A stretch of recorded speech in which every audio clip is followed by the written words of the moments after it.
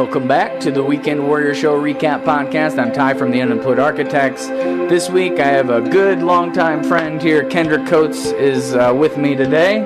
So what's been going on, man? Man, just trying to navigate this whole quarantine deal, man. It's definitely put a log in a lot of things, and it's put a log into things of we didn't know this was going to be happening, and so we have had to shift so many different things within our everyday lives. So what's been the main? I mean, are you still working pretty? Yeah. Regularly? Working from home with a full-time job, and then I have the side sports performance business, and that's kind of slowed down a little bit just because of quarantine and parents not wanting to have their kids out. Yeah, I mean, they're just being out on. So do you do that like at a gym or something like that, or do you go to like a where do you do that at? So it's two different places. So there's a facility that I use, the Flying Dragons, or they call it the Den. That's the pole vaulting facility here in Bloomington Normal. I forgot you pole vaulted. Didn't you pole vault? A little bit, but I work mostly with the sprinters. Right. Well,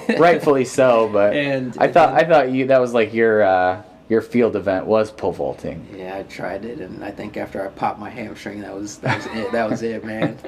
I mean, I pole vaulted. I never got very good, but I was in the same boat. Yeah, I mean, I think 12.5 was like my highest, which was, took me 4 years to even get that, and that was on a really windy, graceful day where the wind was at my back, so it really shot me over. I remember Mike Pano, you remember him? Yeah. So he was a lot younger than me, and like the day I got my personal best, which was just 12, he got the same thing, and he had been doing it way less time. So I was like, the one day, and it was like we were the top, so we could have won that day, but so we were tied on my best day. So I was like, I gotta at least get, because they go up in intervals of 6. So I had to just make the 12.6 just so I could get my personal best and win. But because it was like my only chance to ever win at pole vault, like ever, because I was so bad at it. It's tough, man. It's so technical. It's a weird sport. Yeah, it's so technical, and then I always give kudos to vaulters that just it's a little bit of a daredevil type of deal. You're completely inverted on a pole, and you have to have so much trust in that confidence pole that it's going to take you over the bar, and then, confidence in yourself to get that far back and like be that high. I mean, Phil Hansen was doing, I think, 20s. Like he would get that high in the air and just be completely flipped upside down. I can't even imagine. No way. I mean, I have a hard enough time getting in an airplane, let alone pole vaulting. Right. There's no way, man. Yeah, maybe that was I'll say that was my problem. I was afraid of heights, so Right. So where you're, sorry I interrupted you. You were saying where you do the training gym. So it's the pole vaulting facility here in Bloomington Normal, which is, I mean, the sports complex. If you've never been in there, it's a good opportunity just to see how massive this place is. There's 2 pole vaulting pits with runways, and again, I work mostly with the sprinters, and then I train at also a local gym. So in the summer when it's nice outside, I prefer to be outside with the athletes. It's I can imagine that would be better for me. I don't like being inside, and so and the athletes, like they've been cooped up in a facility from, we'll say, late October all the way to, I mean, in Illinois we're looking at maybe the end of March to early April before the temperatures are actually nice. I mean, it's even later than that a lot of the time. I mean, it'll go back and forth in April all month, and then by the time you're like mid-May, I think you're relatively safe. You might have some cool nights still, but yeah. So getting outside, any excuse to get outside, I'm always all about.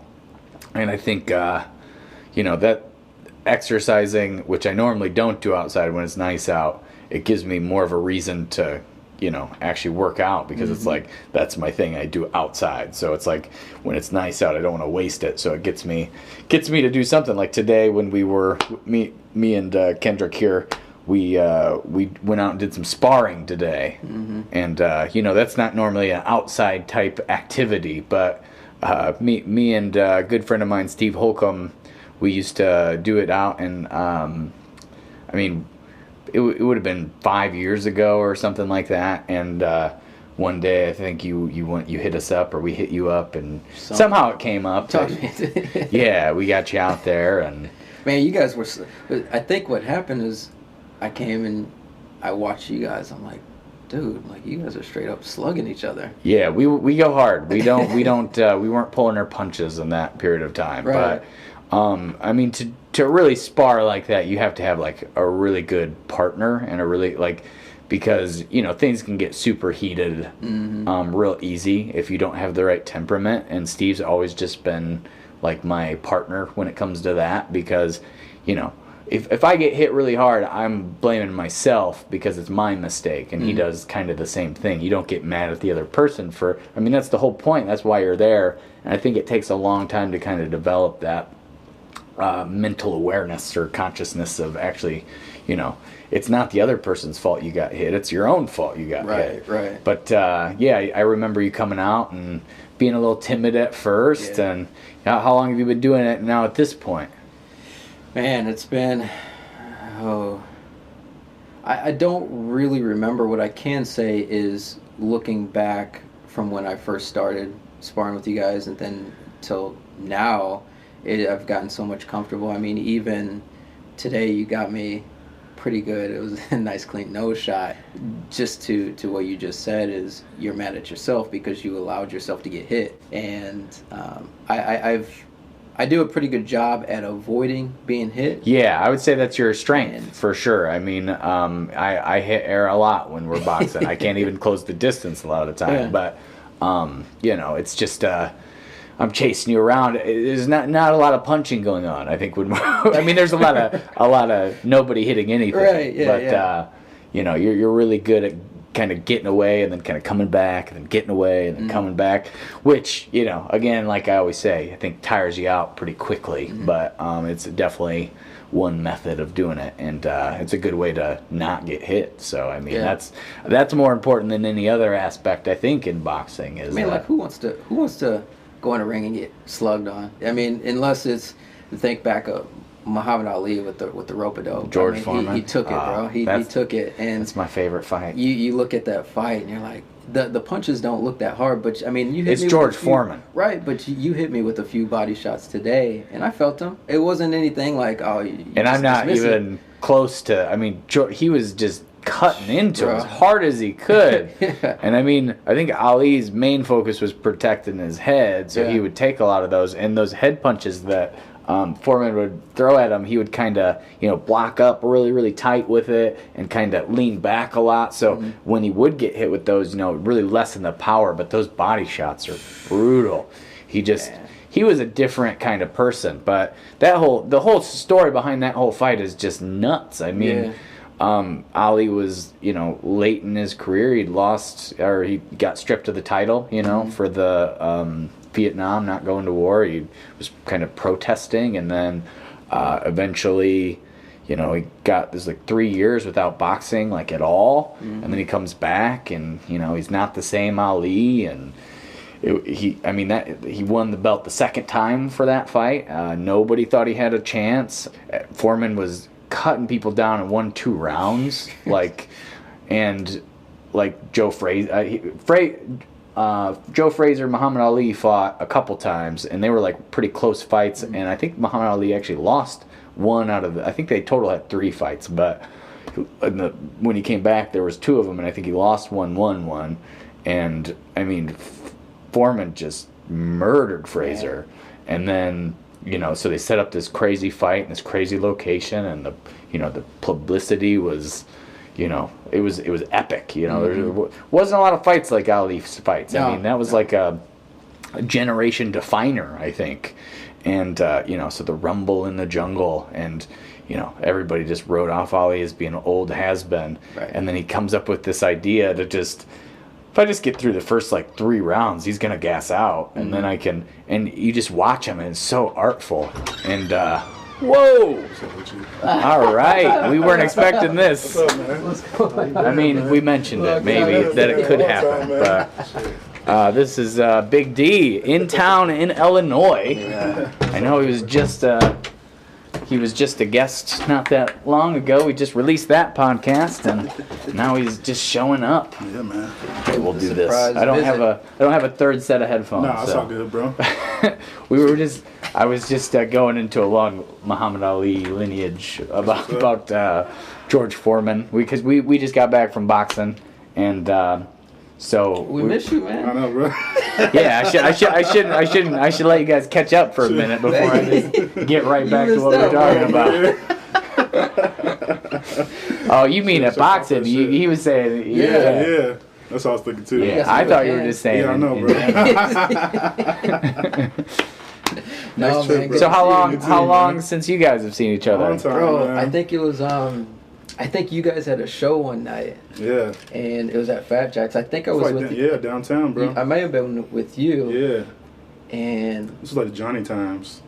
Maybe I was with you, and you're like, "Where's Big D? Where's Big D?" That sounds right. That sounds real right. And it was like, I think you guys were, the show was starting at maybe 9, right? And it was like 8:55, and nobody knew where Big D was. Was his drum set even there? Is the question. I don't know. Crazy. I don't know. And then then we would have probably been using Mathian's kit because that's probably who we were playing with. Yeah, we did play with their kids. I think you guys were because didn't they open for you guys? We opened for them all the time. Was it? I thought it was vice versa. He don't remember. we flip flopped a lot. We took turns. We played here, not Springfield, Champaign, somewhere else. The bigger one, like in Springfield, for sure. Like we opened, but I feel like we opened up most of those shows. Yeah, we flip flopped it a couple times. I don't remember that. I could have swore. Yeah, we did. I just remember the cowboy guy. Was it Michael Schneider? Right? Schneider, man. Yeah. He was the guy who was their Mathian's manager and sound guy. Yeah. Always wore cowboy boots, cowboy hat, and throughout the whole night would be wearing dark sunglasses in a dark bar with no lights. Yeah. And then drive home in sunglasses at 3 a.m. He's a crazy dude. Yeah. He looks like the dude from August Rush. Yeah, Robin Williams' character, kind of. Crazy hair and shit, rings on his fingers everywhere. But that sounds exactly right. Like, it would have been calling Big D 12 times, and he would have been. Seeing him. He probably would have held up his phone. I'm just around the corner. It was like 8:55. He would 9:05. Hey man, we're Big D. Hey man, I'm just getting out my car. he probably let it ring and just looked and laughed at me bro. a bunch of times. Because I'm just saying, I cared way too much, and I still have that problem. Because it was a shitty show at Fat Jack's. It was fun and everything, and I like to try to do things in a timely fashion. But starting 15 minutes late isn't gonna. At the end of the day, isn't that big of a deal. But, to me, that day, that was my whole world. So, and D would probably just be like, man, he's crazy. Right. He just shows up. Yeah, I'm ready. And that's pretty much it. He just warmed up at home. Yeah, I'm ready. So that was at least probably, what? I want to say that was 10, probably 2012, 2013. 8 years ago? Yeah. So I think that was the last time. Yeah. I don't know why I picture you blue jeans with white shoes on or some shit. I probably had them on. That sounds right. I feel like that's what it was. I remember him standing there, his posture, athletic style. I was like, he's going to start, that kind of vibe too. He was probably looking at his watch like, I'm supposed to start at 9. Even to this day, and that's how, like with my schedule, if I have it on my mind and it gets sidetracked, it throws me off. I'm the exact same. It throws me off. I'm like, something new. D will end up who knows where sometimes. He might be at the wrong show. Well, it wouldn't be unintentionally though. He would just end up at a different show and watch it for a little bit because he wanted to. It wouldn't be like he just ended up there haphazardly. He just goes with the flow. Right. So you've lived in a couple weird places. Weren't you living in Thailand for a while? I traveled there, so I spent... I thought you taught... Didn't you teach English over there? I had a job offer in China. It was going to be at a university to teach English as a foreign language. That's cool. When I think it was mid-May, and we were leaving for our trip in June, and so they sent me over the contract. And I'm looking over the contract, and it was X amount per month. They were going to give me a bicycle to commute to and from work. Nice. And then a laptop, and then I think they were going to put me up in a room. So the more and more I started thinking about it, I'm like, man, China for 1 year. And this is when I just decided to go vegan. Right. Maybe 6 months prior. It seems like a good place to be a vegan, though. No. Oh, I don't know, man. Dogs, cats, and everything over there, don't they? I don't know. That's part of their delicacies. I think that's what they do. Well, yeah, but I mean, it's a lot of rice, though. I mean, which I can smash some rice. But I think the whole idea of being committed to a location, a foreign country, 1 year, because I didn't know how I was going to handle being outside of the country. Yeah, and then you get 2 months in, and you're like, I want to go home, but you're kind of stuck there. Yeah, I can't imagine. And so, I mean, I want to do that, but I can't. I mean, it's fun. I think the reason why I ultimately decided not to sign that contract was because I think I wanted more of the experience of being out of the country and seeing different cultures and seeing different people and meeting. So you did go to Thailand or no? Yeah, I started in Thailand, and we spent, I think, 6 or 7 weeks in Southeast Asia. So it was visited different countries and different areas in Thailand, and then we went to Vietnam for a while, and then we flew all the way to Sweden. That's a big jump, bro. Yeah, it was a big jump. I wish. How did that unfold? I wish that I could fall on some plan that would bring me to.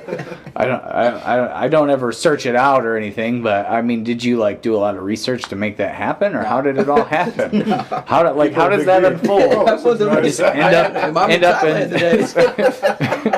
I would be very interested. How did that? Well, I think it was a friend and I went to Ireland in January of that year. Oh, shit. And so we went to Thailand January of that year, Ireland. Man, you've been all over. And that's awesome. After the Ireland trip, I was like, man, this is pretty cool. Like, what's our next? Even our flight back to the States, we're like, where's our next place going to be? And that's when I started looking into teaching foreign language, this, that, and the other. So what are the qualifications it takes to teach a foreign language? Man, it depends on what country you're talking about. Right. I mean... Because I did just send them a headshot. I don't do it. Literally, headshot, send over the resume. Because literally, there were some places I sent my information. They're like, hey, we just want to do a quick phone conversation. It's like, well, don't you guys want to see my face? No, we saw your resume. So it was a little bit sketchy. But then other areas, it was a little bit more strict. Right. Kind of like the university. But I mean, what do you have your degree in? I mean... Health and wellness background.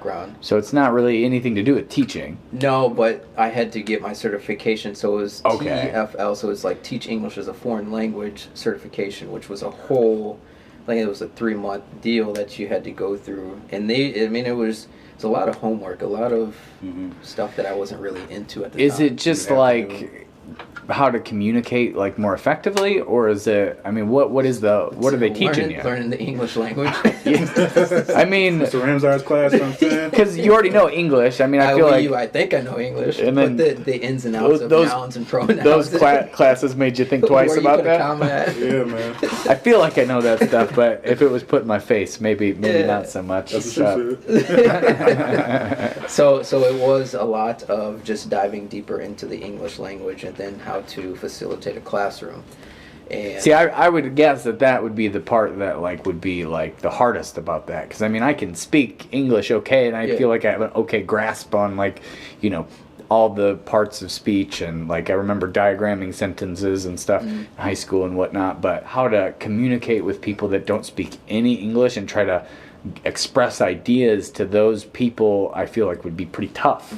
Well, for most of the places, they had from my understanding, there was a general understanding of English within, and especially at the university, there was a general understanding of English, but diving deeper into structures, how to put together a sentence and punctuation and this, that, and the other, that's kind of what the role is going to be. See, I'm thinking when you're saying you talk English it's beginner, they don't speak any English. No. Okay, so these are...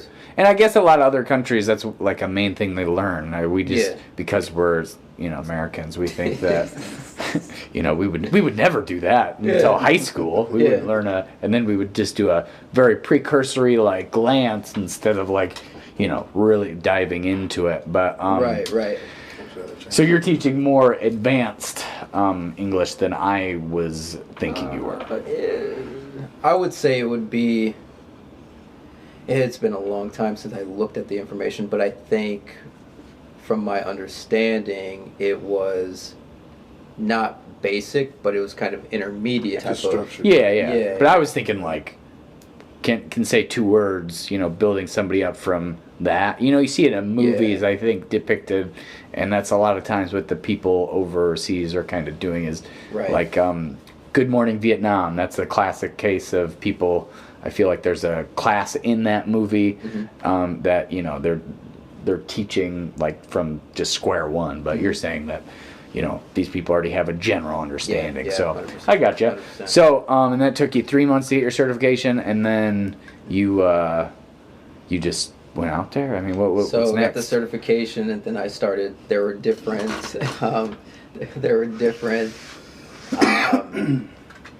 different job boards that you could go on and take a look at what was out there. So I just started sending my resume, and some of them, the requirements of what they wanted, I was like, man, that's too much work. So I was trying to find the easy place. Yeah. I was like, I want to go. I want to travel outside of the country. I want to have a job. So It's the still easiest place, almost, vacation, Yeah. But like a working vacation. Working vacation, 100%. See, I want to do that with my music, but it doesn't seem to pan out. So just need to start teaching English. You got Apparently, one of those, man. yeah. I'll just be your everywhere, bro. assistant. I'll be your assistant. You can pay me. You speak Coffee. English? All you gotta do is nod, bro. So overall, it was a good experience. Southeast Asia is the culture is so warm and welcoming there. It's one thing to see it on media of what Southeast Asia is portrayed as, but when you get there, it is a little bit of chaos when you're in Bangkok, because you're seeing hundreds of motorbikes, and it's just like. They have a different I saw maybe 2 accidents in the 7 weeks I was there. Really? I see accidents every day. Right. And stuff. You can't even pull out your driveway without getting in an accident. and I mean, the people of Thailand were just ripping and running with these mopeds, and it looked like chaos, but it was organized chaos with how they navigated these bikes. And at one point I did buy a motorbike, and I tell you what, man, I mean this wholeheartely. I'm surprised I wasn't significantly injured, because there were 2 times I can remember I was in Vietnam, and I had a little bit of need for speed, and I thought I had a helmet, so I was like, I'm cool. Kendrick So yeah, for sure. So I'm flying on this bike, and traffic, you know how you're in traffic and it's flowing, and somebody hits on the brakes. Yeah. Well, the semi in front of me hit on the brakes, or it was like a moving truck hit on the brakes, and I had to take my bike off the road. And I pretty much flipped it, but it was the most like Fast and Furious way to flip a bike. I think they have bikes in those movies, right? Fast and Furious. I don't know. Oh no, I know it's like the cars. I stopped after the one with the windshield from Friday Night Lights was in it. I watched the Drip, first I took that with one. Lil Bow Wow. That was my last one. I watched the first See, one. they're and in China. That's what it was. I didn't really get it the first one, so I couldn't really do it anymore. Well, think about a movie like the most epic way that you can drop a bike. And I dropped the bike, and I continued running while I was in the air. So then once I hit the ground, like it was just like the most elegant way to drop a bike and continue running. I could see it in my head. I feel like I there can was picture it. Yeah, there was this huge boulder that I was going towards, so that's why I had to drop the bike. Otherwise, I was going to hit this boulder. So is the bike really messed up, or no? It wasn't. it was just surprisingly fine to get back on? It was, and so that situation happened, and then there was another situation where I almost got hit. I can't remember where I was at, and then at that point I was just like, it's not really worth He's like, I'm done. being in another country. Well, yeah. What would happen if you got hurt or something over there? It was weird. I don't know if this is even would be valid, but I had travel insurance, and I don't know if it was. I just was like, I mean, me being 24, 25 at the time, I was like, damn, this looks legit. Let me sign up for this. Yeah. Right. So if doing something, nothing. So if I broke a leg or something, and then you have to go to the hospital, that becomes a little bit sketchy, because I don't know how it is. But I will say, somebody told me in Vietnam that a lot of people will travel into Southeast Asia to get dental procedures because it's a little bit cheaper there. I wasn't really trying to test those waters to seeing if I broke my leg or what kind of procedure they Yeah, could do. I mean, that being that I won't even get on I won't even get on a bike over here. I was on a bicycle, and then I got in an accident, and I have a scar permanently on my face. Yeah, you know, from just a regular bicycle. So I mean, the idea of getting on an actual motorized bicycle and like being overseas on top of that, and like in just an unfamiliar territory. Right. I mean, pretty ballsy, if I'm being honest. Like but you know, if nothing like that ever happened to you, you don't really think about it, you know. But now that that did happen, I'm like, I probably wouldn't. You second guess it. Yeah, I'm second guess it. This is just silly to even risk it. I mean, I'll just get in my car that will protect me all around, you know. 100%. 100%. So you went. You're talking about Thailand right now. Do any Muay Thai over there? Or? I didn't, but I saw some really cool gyms, and I think if I was a little bit more mature at the time, I would have immersed myself more in the culture. So that's Thailand, and then you said you went to Vietnam. I liked Vietnam more than I liked Thailand. I've heard it's really, really cool to look at. Like it's like very, you know, like painting-esque kind of. Yeah, there's a lot of history and culture and art there. Would you say the same thing about Thailand though, or? Yeah, it's. I mean, really. So these three places you went. You went Ireland, Thailand, and Vietnam. I mean, they all are notorious. And then Sweden. So I mean, Sweden was the cleanest country I've ever been in. Well, you always hear that. It feels like it's clean just saying the name. Man, you could literally in the women, the most beautiful women in the world, in all shapes and sizes. It's like Sweden's known for women. Yeah. Man, like I've never seen women so beautiful. Like, I felt like I was in a movie. So is Sweden more like in the mountains? Isn't it kind of mountainy there? See, I didn't get that experience because I was in Oslo, so Oslo was more city-like. Okay. And we didn't really venture too far outside of. I think Oslo was the only place. So the Thailand, Vietnam, and Sweden were all one trip though. Like yeah, back this was to back all. to back? So it was about 4 months. I think 4 or 5 months of traveling. So Southeast Asia, and then we flew to Sweden, and then made our way back down to Norway. So we were in Norway as well, which was cool, and then kind of made our way down to Germany, Czech Republic. So you went to Germany too? I was in Germany. Man, you're just a world traveler, Kendrick. I didn't even know it. I thought it was just Thailand. No, man. No. The whole shebang. Yeah. And so from Germany, Czech Republic, to Italy, Spain, and when I was in Spain, I stayed in the mountains at this. It was a refuge, so it was for like people who went up and skied and whatnot. That was their place to stay. And I remember the guy who I stayed with. His name was Francesco. He'd always be like, Ken, what are you doing today, Ken? and at one point, I think I did something, and he always would say this. I don't even know how it came out of my head, but I said something. I was like, what the flying fuck? Right. And he's like, Ken, you are so funny. And so anytime he's like, flying fuck. So I spent about 6 weeks up there, and that was in the mountains. It was really, really cool. And he trusted me so well. He trusted me to the point that he let me drive it was a manual. And this was like down, we were way up in the mountains. And it was one lane going down. So if I were to make a wrong turn, or if I would have gone over the cliff, I was over the cliff. Right, you're dead. Straight up. Yeah. And he's like, do you know how to drive manual? I was like, yeah, I'm good.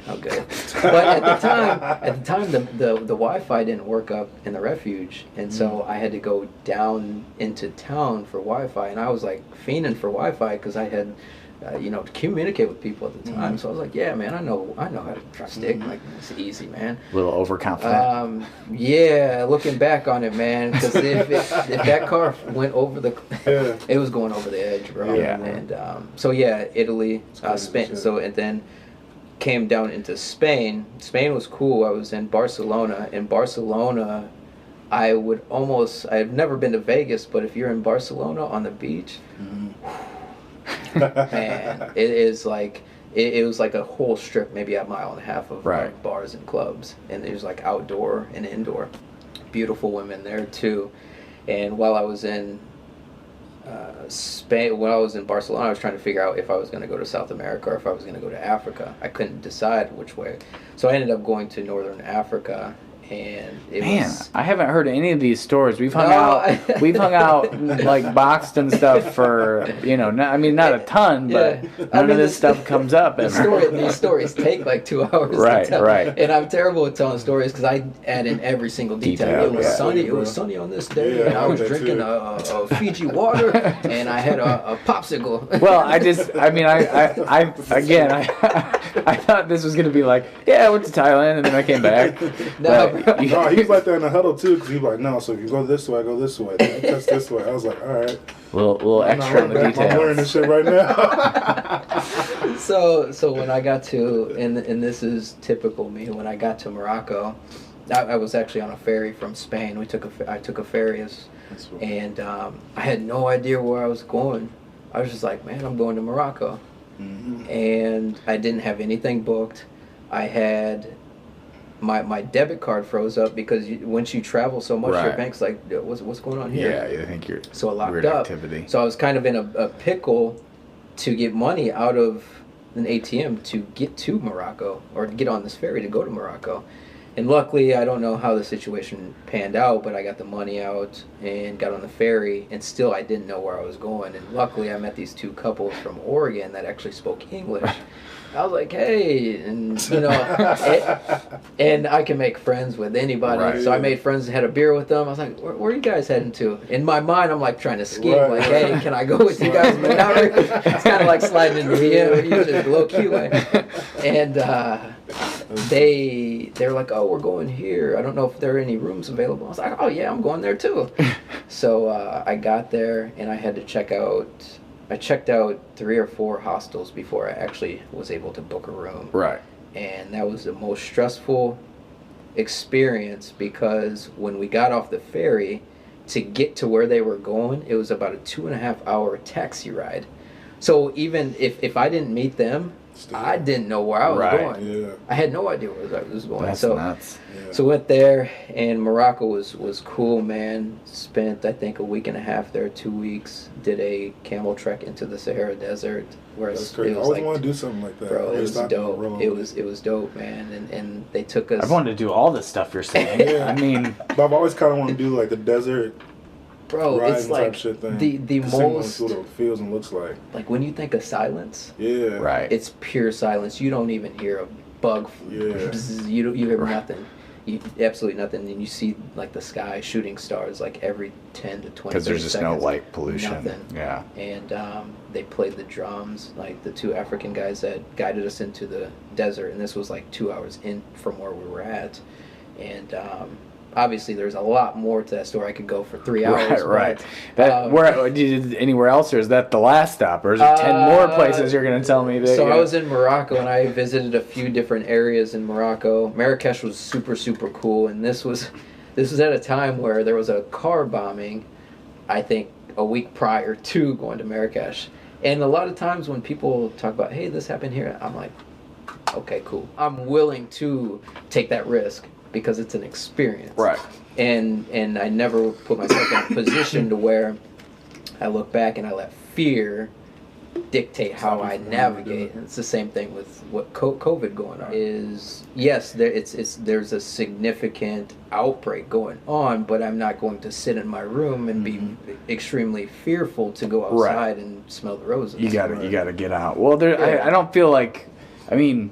If you just sit at home all day, you're gonna go nuts. Like there's no way that's good for your mental health to just sit all day alone and not talk to anybody. So I mean, 100%. I just you gotta take a little bit of risk. I mean, so you've been working pretty much through quarantine with the corporate job, and you say you're slowing down a little bit with athletics and whatnot. Yeah, since COVID. But everything else, you're trying to. Are you going out on the weekends, getting wild, or? Nah, man. The party days are long gone. I think I mean, I'll go to a bar for a drink or two every now and then with a friend. But like right now, specifically, like, it's not even really an option for you.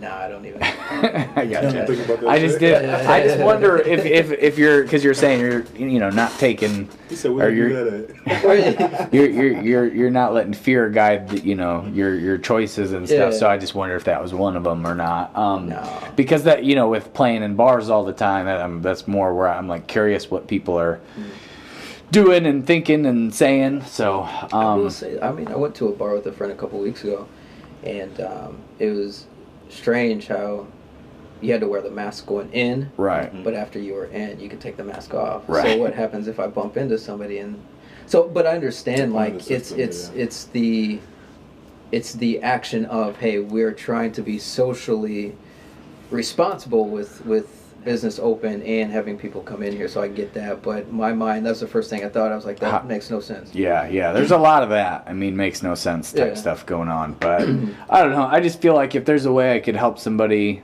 by wearing a piece of cloth over my face if I need to, I mean, it's not a big deal. It doesn't really hurt me that bad. Yeah. And I mean, my job kind of requires it, so it's not like I'm not used to it. I don't know. I don't really get the whole being like everybody's so upset. Like, I don't know. It feels like Illinois is a little extra bad on that front. Like with the signs? Well, just people getting really bent out of shape about having to wear it or not. Yeah. Oh, gotcha. And it's like, if I could, if I prevent somebody's grandma from getting sick, like, who cares? Like, what's the risk reward benefit? I mean, there's no reward really for either, but the risk is if you don't wear one, it's gonna possibly hurt somebody. So I just feel like that's probably okay. I mean, I don't know. You guys I think of essential workers, they got to wear them all day, and for somebody to, and I think of the same thing. I was like, man, I don't want to wear this into the store, but you got essential workers that are wearing them all day long. What is it for me to just my trip into the store, maybe 15 minutes, 20 minutes. Like, and you're trying to help those people that have to be there all day, every day, But I know people get it's really touchy subjects. Yeah, nowadays, I mean, there's such, the information is just, you hear this and then you hear this. And well, as far as are you saying what's real with like all the information and stuff? Or? Well, you got some people that say, hey, wear the mask, and then other people, you don't need to wear the mask. Right. So it's like, make up your mind. Who can we all get on a team and make a decision? Well, that's the thing. They're everybody is on a team, but they're different. There's two different teams, so it's like everybody's really far this way or really far the other way, and it's just like there's no way to work together. I mean, I'm not really far either way, but I mean, it's just about being decent, and I feel like a lot of people are like, if you don't agree with exactly what I say, you're the devil, and I don't treat you like a person. 100%. Like, if I wear a mask, like I can literally feel people just look at me, like give me that look, like. It's all about conformity, man. People look at things in levels. But just who cares? Who cares? I mean, it's not really gonna hurt you or help you if I wear one. If you don't wear one, I would prefer if you did, just in case. But if you're not, I'm not gonna be like. Some people just don't like that, man. I know. They're like, yeah, I'm not doing that. There's things in levels because it starts with that, then they think in their mind. It's gonna, they're gonna take more rights and then more rights. Well, I mean, and overreach. everything's out there for anything, so I mean, your body's gonna naturally think. I'm just saying, this is a worldwide issue. It's why we should try to face it all together and be on the same page and be on the same team, and it hasn't felt like that in a long time in just America. I mean, maybe when I was a kid, but even then it's like, wasn't aware of it as much when I was younger, like the separation of the sides.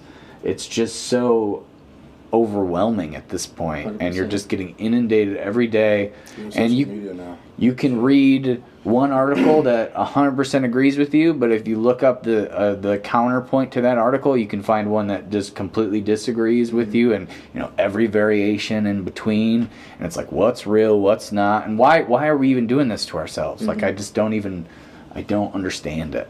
Well, you can go to the internet and find.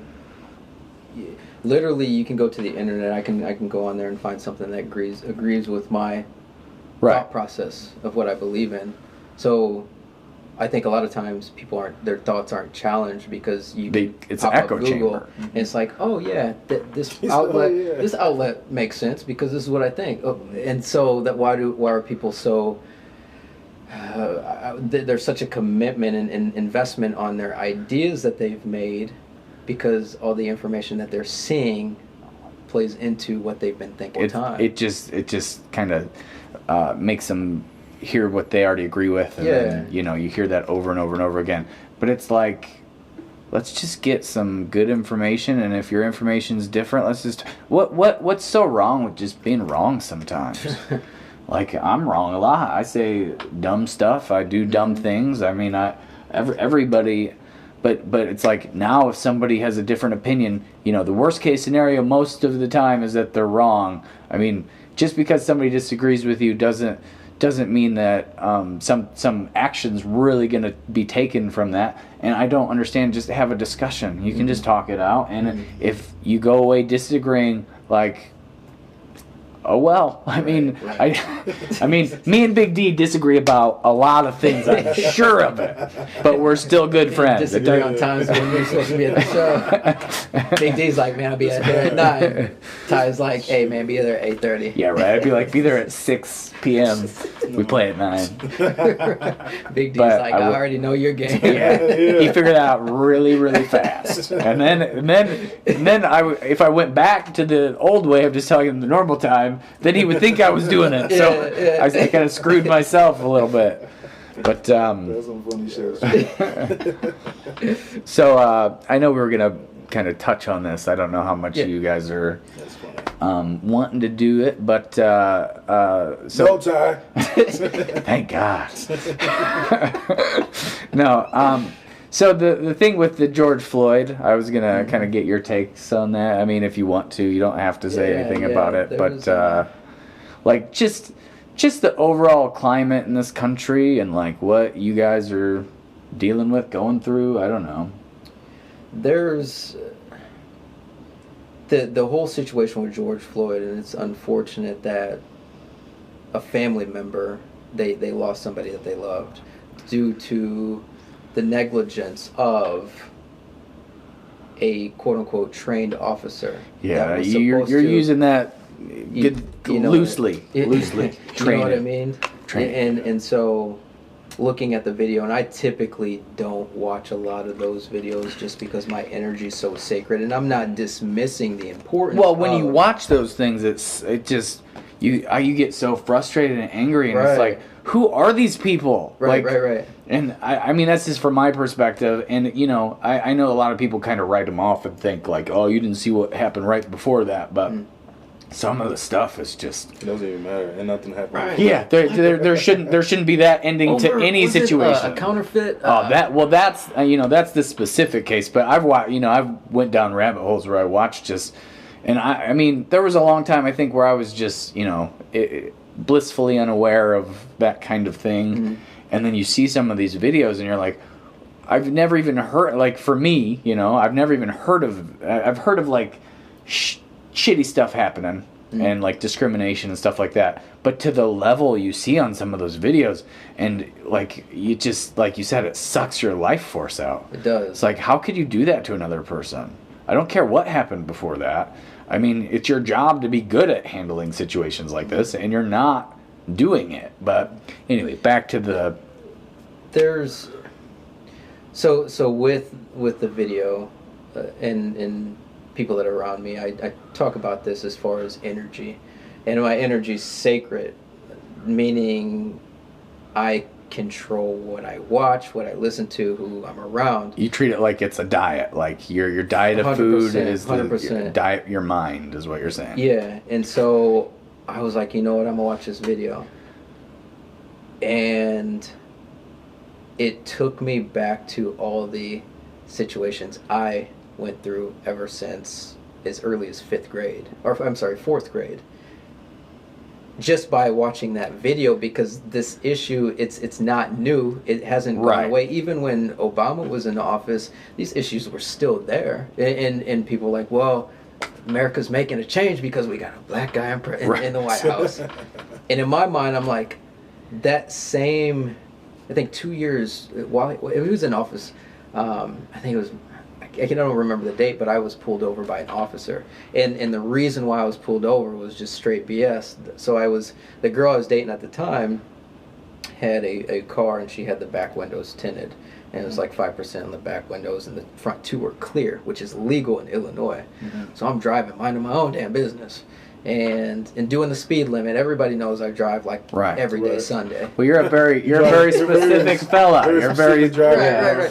So the officer or the state troop pulled up behind me, and anybody that is a minority knows what that feels like.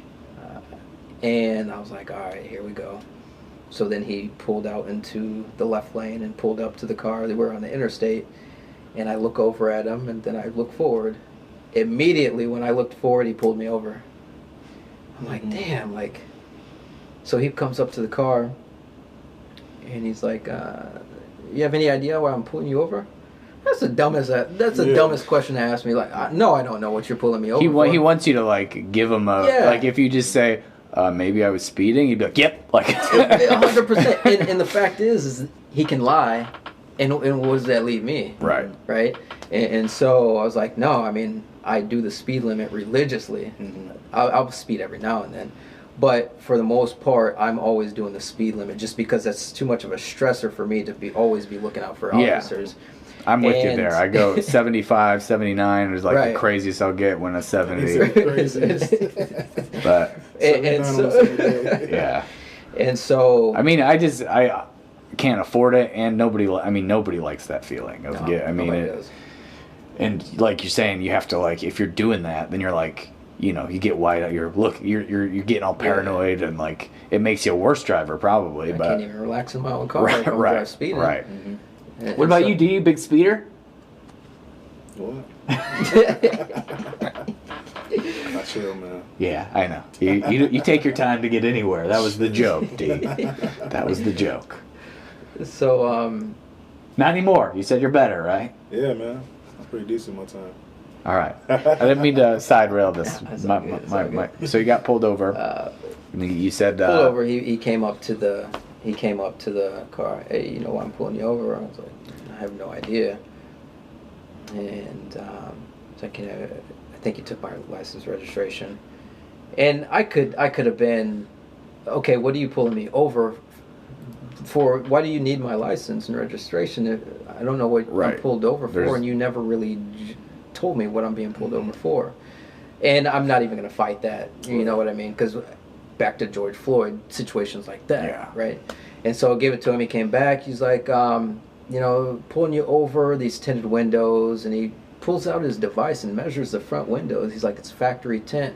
It's factory tint because it came with the car. Right. So the back windows are legal, and so I got a warning for it.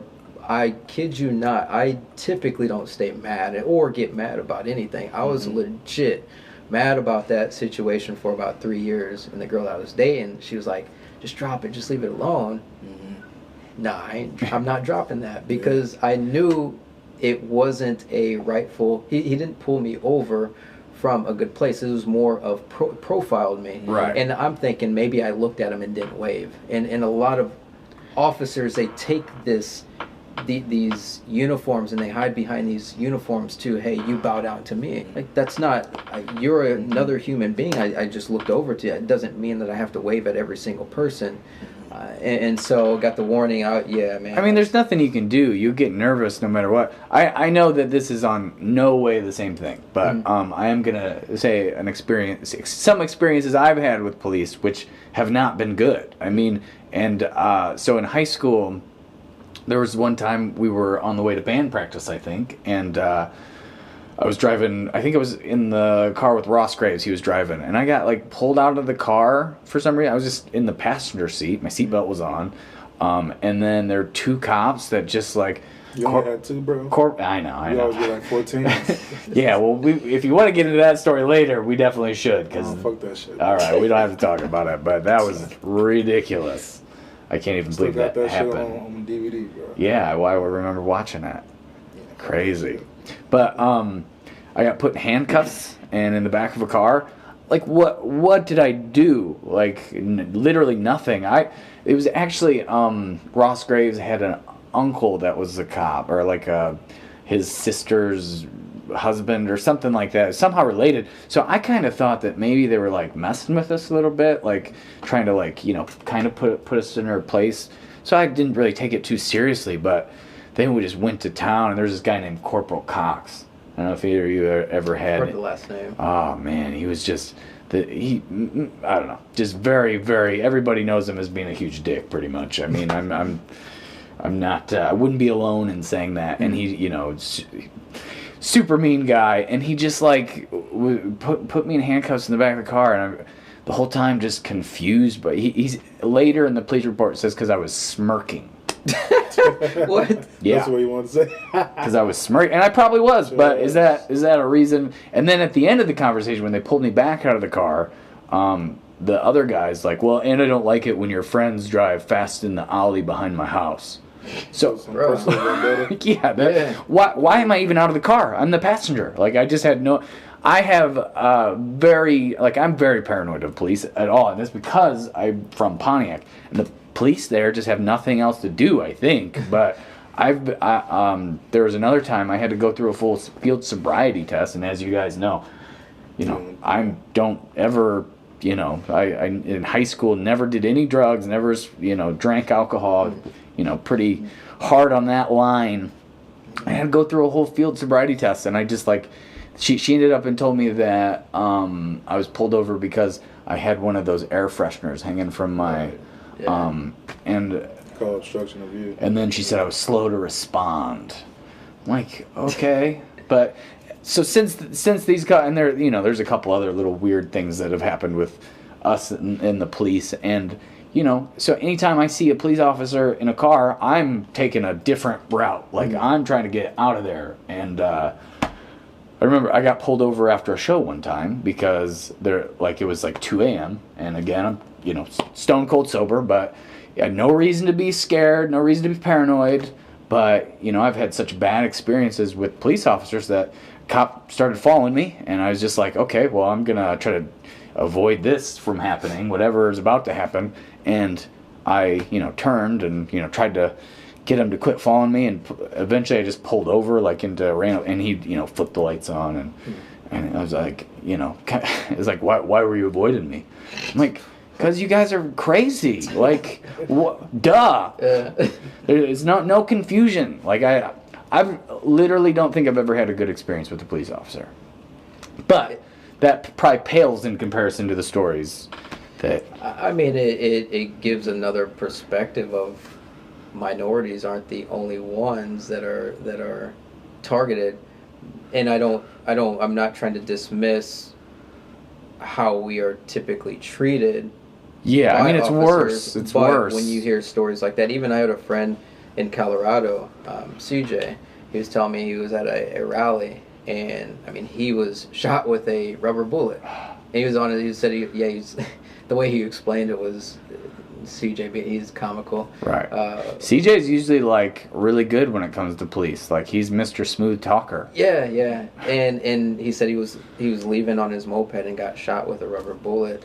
And when you hear stories, when I hear of my friends that aren't minorities go through these same things, yes, it may not be on the same level, but you can kind of relate in a sense of, why was I pulled over, officer? What can you tell me? What's going on here? Yeah, well, that's what I was saying. That's what brought up my story, was because if I see an officer, I'm the same as you. I would look away, I would straighten up real quick, I'd be real paranoid and maybe slow down a little bit, or try to take the next exit. And what it ends up, and they use that as the reason to pull you over because you're suspicious. Well, we're suspicious because you guys can't be trusted. You're not doing your jobs well. Right. But I will say this though, and some people may agree or disagree, but I can only speak on my experience. I don't think all officers are bad. Yeah, I understand that, and you only hear about the bad ones. But right. I've just never had a good there's been maybe 2 times where there's been a nothing kind of feel, where an officer will pull me over and I just get a ticket, and it's like a normal transaction, which. You said transaction. I mean, kinda. It's like he treats it like, he is collecting my money. I mean, a tax collector essentially, but because I was going a little fast. But. I'll say this as well. to just give you even more context behind it, so my dad lives in Milwaukee, and he's got a good job, good wife, house. I mean, there's no reason why any officer would be like, man, we need to pull him over. And I got a phone call from him, I think it was one morning or one evening. He's like, bruh, you won't believe what just happened to me. I'm thinking, he hit the lottery? Right. Think it's going to be something good. Hey, what's going on? New football sled. But he's like, tell me why I had about 5 officers pull their guns out on me. Oh, my God. And my heart, like, immediately dropped because I didn't know where the story was going. So how he explained it, he was coming home from work. And in Milwaukee, it's typical to see officers or some situation where there's officers flying by you. Mm-hmm. So he saw the first officer fly by. He's like, second car flew by. He's like, man, there must be a bad accident. And so he's driving. He looks in his rear view. And at this point, I think there were 3 of them behind him. When it was all said and done, they all pretty much got behind him, circled around him, cut him off, got out of their cars, and pulled their guns out on him. See, I think that's the difference. Like, I'm paranoid of the police. What you doing, but bro? I'm hearing a story. I know. I'm sorry. Shut the fuck up. I was just gonna say the difference. You gotta shut the fuck up, man. He was on the road. Finish story, bro. So they got out of the car, pulled the guns out. They're like, "Get out of the car!" And my dad's like, "The car's still in drive. Like, if I pull my foot off the brake, the car is still going. But if I reach down to put it in park, and they got their guns drawn, right." And so he was able to finesse it to where he's just like, boom, put it in park, got out of the car. They pulled up on him, got his registration and everything, guns drawn in his face at this point. And there's 2 officers. They're like, well, is the car white or silver? Mm-hmm. And my dad's like, what the fuck? Like, right. White or silver? Yeah. And they radio back and forth. They're like, hey, we got the wrong car. Now, I tell that because as a minority, one, why did guns have to be pulled out? Yes, they had a call in that there was a car stolen. Mm-hmm. But to pull guns out, and then on top of that, you have the wrong color vehicle. Right. So if my dad were to make a wrong move and they shot him, they would have been able to justify, well, he reached out to park his car. We thought he had something in the car. So that's the difference that a lot of people don't understand when it comes to minorities. Sometimes the force or the energy that some of these officers give us is a lot different than maybe somebody that is Caucasian. Right? Literally, that was the thing I was trying to interrupt the story with. I know I ruined the story. I get it. I'm terrible. What I was going to say is the difference. Anything you was going to say, bro. Well, I'm just saying the difference is the results. My worry is that they might put me in handcuffs, might take me to jail. I don't have to worry about dying, And I think that's, I can't even imagine that. Like, I'm already scared of the police. I'm already like paranoid when they're around. But if that was even an option, that just something as simple as you're saying, just put in the car and park, and just makes me sick.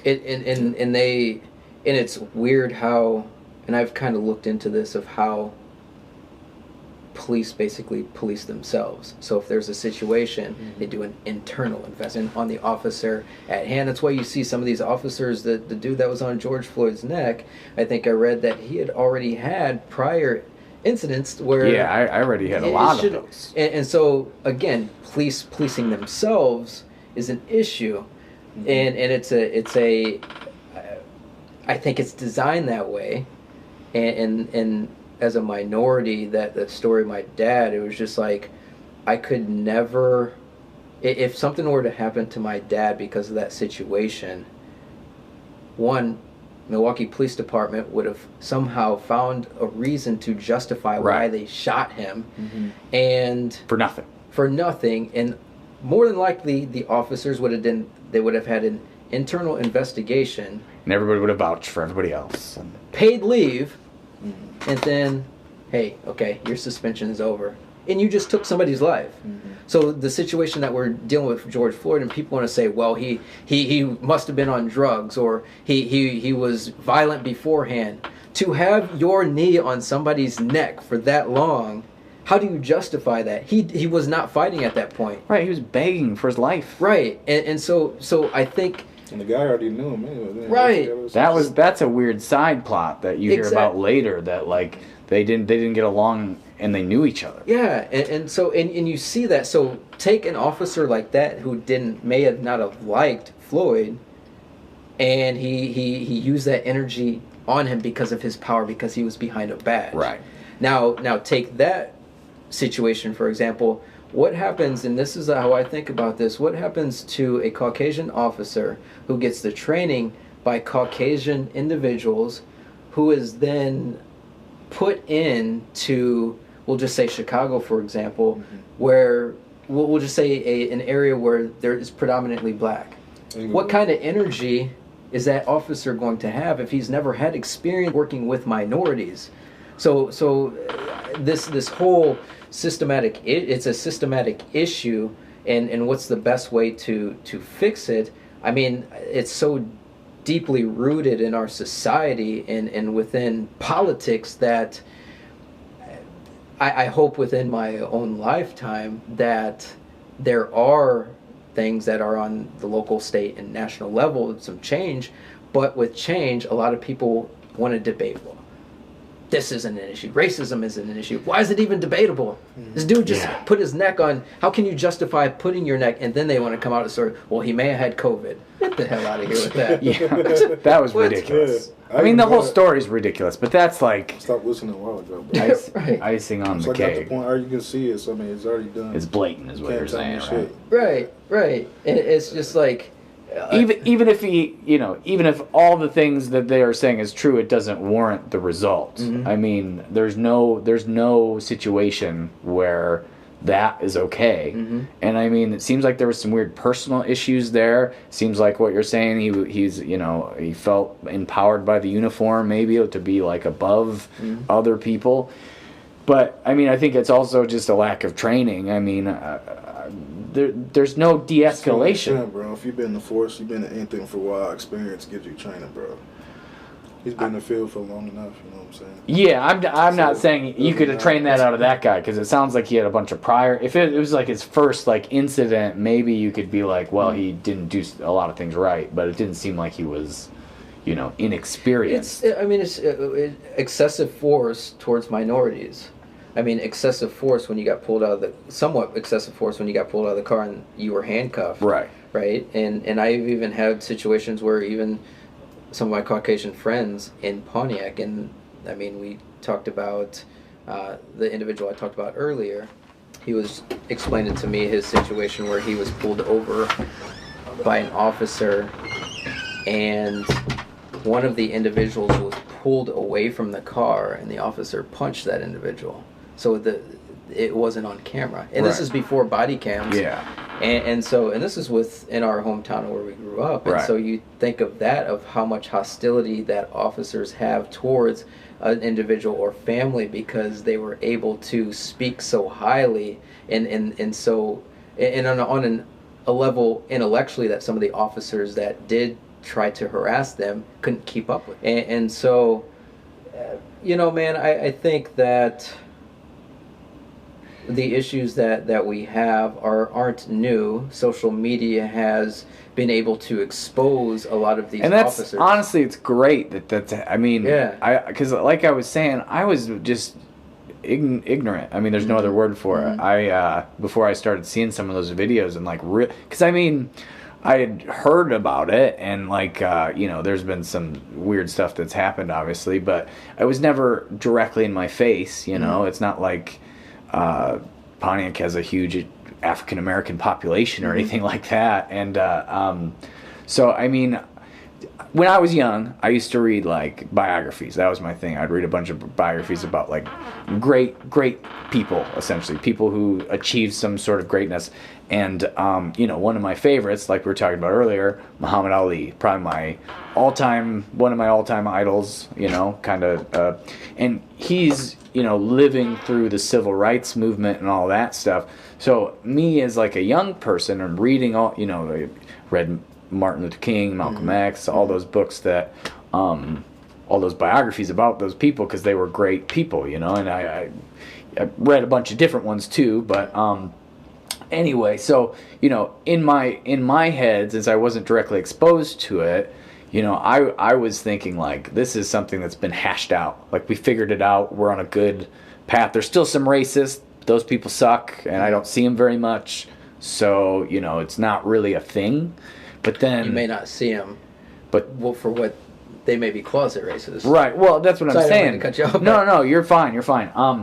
I just it wasn't directly in my face, so it's like, you know, I didn't give it the acknowledgement it deserves because I was just like, well, we figured it out back then, so you know, we're heading in the right direction. Eventually, all the old racist people will kind of die off, and we'll just, you know, be a normal society. But we're not even close. Like I thought like when I was young, I just like after I, you know, got through some of those books that I'm talking about, like I'm like, it's over, we did it, we won, we're good. And then you see those videos and you're like, what are you looking for? No, I was just keep on. I was just saying, so yeah, I just you know, it's just been so uninitiated, I guess is the right word. And then you see those videos and it, like we're saying, it just takes the energy out of you. Like it does. It hurts your soul, and you can't believe that somebody would do any of this stuff.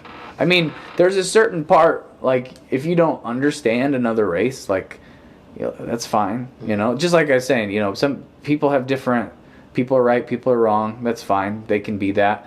But, I mean, I just don't even understand it, honestly. Like, I mean, to be that aggressive and mean just for something as stupid. I mean, it's pretty much like hair color. It's not that much different, you know? Like, I have blue eyes, you know? If people with blue, like brown eyes were like, you know, screw that blue, those blue, like, what? So you kind of go into like the Jean Elliott experiment where she does an experiment with, and she's, if you get a chance, so she does separate out brown eye, blue eye, and she does an experiment. I don't know the age level, and very quickly people start changing the way they treat. Right. And this is mostly a room of Caucasian individuals. So you just see that of just you give, and the funny thing is people are so easily controlled. Right. So you just give them a little bit. Hey, we're gonna hate these people. Hey, we're gonna hate you know what they do. And then you say it over and over, and that's what media is doing. Right, it just reinforces it. So is racism still an issue? Yes. But the thing is, you have in many situations, we'll just say city councils or state politicians, or from a national standpoint, you've got Caucasian individuals talking to other Caucasian individuals about race. Yeah. What the hell do you think that? Yeah. It's like me going, it just doesn't make any type of sense. And me being the way I eat, if I talk to somebody that eats the way I do, of course they're going to agree with me. But if I talk to somebody that doesn't, they may have issues, and they may bring my mind full circle. I think we've actually had that conversation before, maybe. So, I think you've done that for me a couple times, but... Yeah, and so how can you talk about racism, and how can you have a solution if you have all the same people that look the same in the same room talking about the issue? Right. Well, there's that, and then of course there's the women's issue where you get a bunch of old white men talking about what women should be doing with their bodies and stuff like that. And that's the craziest. It's the craziest thing, and I try to understand it. It's because of the systematic stuff that we're talking, the systematic racism built in, that those are the only people that even have a chance to talk about it. You know, I mean, it's not I don't want to take all the blame from them. Obviously, it is, you know, them too. But you know, I just feel like our system's so set up for minorities and women to not have a voice that they're like, if one person doesn't speak, even though they're white Caucasian people that are speaking for women or for you know, minorities and stuff like that, you know, if that person that is like trying to fight for their rights is white, if he wasn't fighting or she wasn't fighting, you know, nobody would be. There would be nothing. 100%. Which, you know, is a problem with the system, obviously. But I think that, you know, people in power, it's good that people in power are trying to help, but it's not the way it probably should be. I mean, and this is an interesting one because I always look into or try to look into information. So I went down the rabbit hole. I think his name is Lord Jamar. I could be wrong, or Jamar Lord. I don't remember the name. And he brought up, he was like, and he, African American dude, and he's like, I don't support Black Lives Matter. And I was like, where's he going with this? Right. And he's like, look who's funding Black Lives Matter. And I've heard that argument. and it's a rich Caucasian billionaire right. who's funding it. And so as my analytical mind works, I'm like, okay, the billionaire Caucasian is funding Black Lives Matter. For what reason? So I'm thinking about all the movements that we've been through. Think about MLK with what he did. Or even go to thinking about what the Black Panthers were about back in their time of their movement. And I think the biggest thing that comes out of that is if you don't know what a movement is about, you don't know what moves are going to be made, it scares people. And so that's the only thing I can come back to because, look at what MLK was fighting for. And you look at the Black Panthers, which they have just been... Well, one thing I wanted to say about the MLK thing before you get into the Black Panthers is, it's such a weird idea to think about, in my mind as a child, the way I was taught and stuff, he solved it, he fixed it. He got murdered. He got assassinated. yeah. And, that's thrown in at the end of the story, and then you're just supposed to... kind of not really focus on that part. He was trying to do this amazing thing and trying to, bring equality into America more so. And, what happened to him? He got murdered. Right. And, that's not the focus of the story. No. Nor, I don't know if it should be, because, he had a lot of...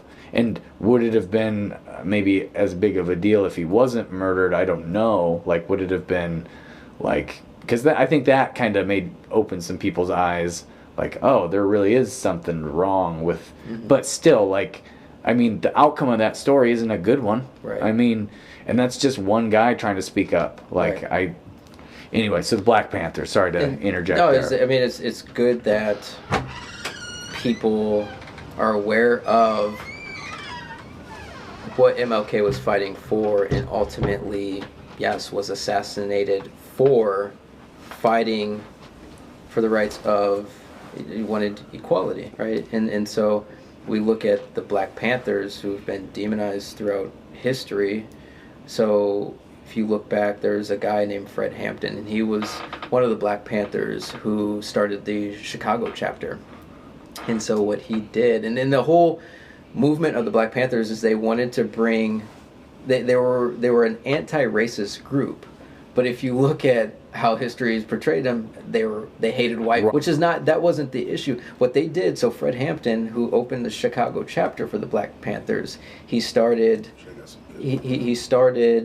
these programs that helped white and black children with health care and free meals. And I've never heard that before. You won't. Right. and so you look at what he was doing, and then the government stepped in. They're like, "Whoa, because you got a group of black folks trying to push for a greater cause." And so what happened what's funny is I can't remember if it was Oakland, but you had, I don't know the number of Black Panthers that marched to city council, and they may have some of the specifics wrong, but they had guns with them. And the guns were only for their protection because they had no idea what was going to happen. Right. They marched up and they did what they needed to do.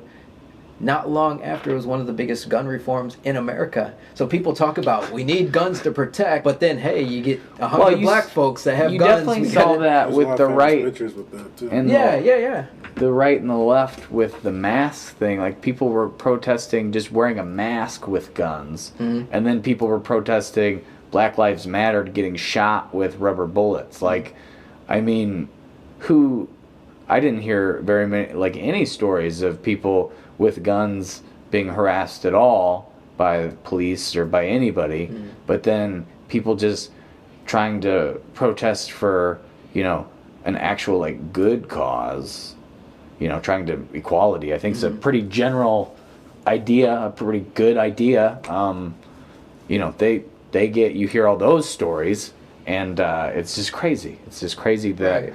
we don't like, and where's the dialogue on that? Like, why isn't somebody talking about why this one group of people is completely like I mean, it's not, I don't think the police were unaware of what was going on, but, you know, kept their distance, it seemed like, pretty elegantly, and then a whole nother group of people that are harassed relentlessly. Mm-hmm. Maybe it's my echo chamber, I don't know, but Well, there's and to even back to the point where the MLK and the Black Panthers, and you look at everything that has gone on, to where when that was happening, people didn't know the movements of what's. I mean, FBI was trying to infiltrate what the Black Panthers were trying to do. They didn't have control over the situation. So I bring that back to the Black Lives Matter and why is it being funded. That's the only conclusion that I can come to, is it's funded to have control over a movement, so that these moves behind the scenes can't happen to kind of undermine what the systematic issues are, what's going on. And so, you know, and that's not to dismiss the Black Lives Matter movement, because it's important that it's great that we see a lot of Caucasian and other ethnicities out there helping the African American community bring. I think the these big topics. thing is just thinking about it, being aware of it. I mean, because like I said before, I was pretty unaware for a long time. You know, just being exposed to it and like understanding that there is a problem. I think no matter what the bottom line of the the old white billionaire that's funding it, I mean, I think that's a positive thing. Yeah, for sure. I mean, but I always question, where's the money going? Okay, because I mean, he may have an agenda that he's trying to pass or to fulfill. So I always question. I didn't look far enough into it to see, where's the paper trail of money, and we probably would be able to find it anyway. Yeah. But with all that being said, with these systematic issues, how can we change that? Well, I mean, look at our education system. One, I think that's the biggest area. But look at, even you and I, Big D, who are going grade school. When do we learn about our culture? February. Yeah. What? And it's the shortest month of the year. Yeah. And then so we got Black History Month. That's not going to help any awareness, because what do we learn? Well, we were slaves. We came over in ships from Africa, and we were hung. Right? Yeah. And then you also look at different ways we can bring awareness. Yeah, there's awareness happening, but there's got to be more of these conversations. People need to get uncomfortable, because nothing. Look at big companies, Apple, Amazon, Microsoft. If they were comfortable back in the early 90s, they wouldn't be what they are today. They've innovated, they've grown, they've built on ideas that they've had in the past. Around racism, it's like nobody wants to have that conversation, because it's not that bad. I went to high school with a black guy. I'm not racist, but you know what? I've dated girls, and I've heard that message. But then once I started dating them, parents shift their thought. Well, no, we're not for that.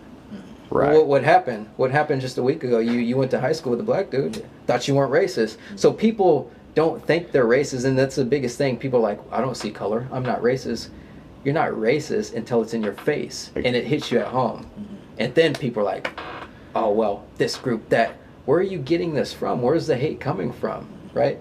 And I'm so thankful for both of my... I think it's easy to just... It's like a scapegoat a lot of times for people. Like, if things aren't going good in their life, maybe it's easier just to be like, it's somebody else's fault, maybe? I don't know. Push and blame, I mean... That's what you mean, bro. I just mean, like, all right, remind me what I said again? You said scapegoat and people don't want to... Right, so, if people are... Santa Claus look. All right, what do you want for Christmas?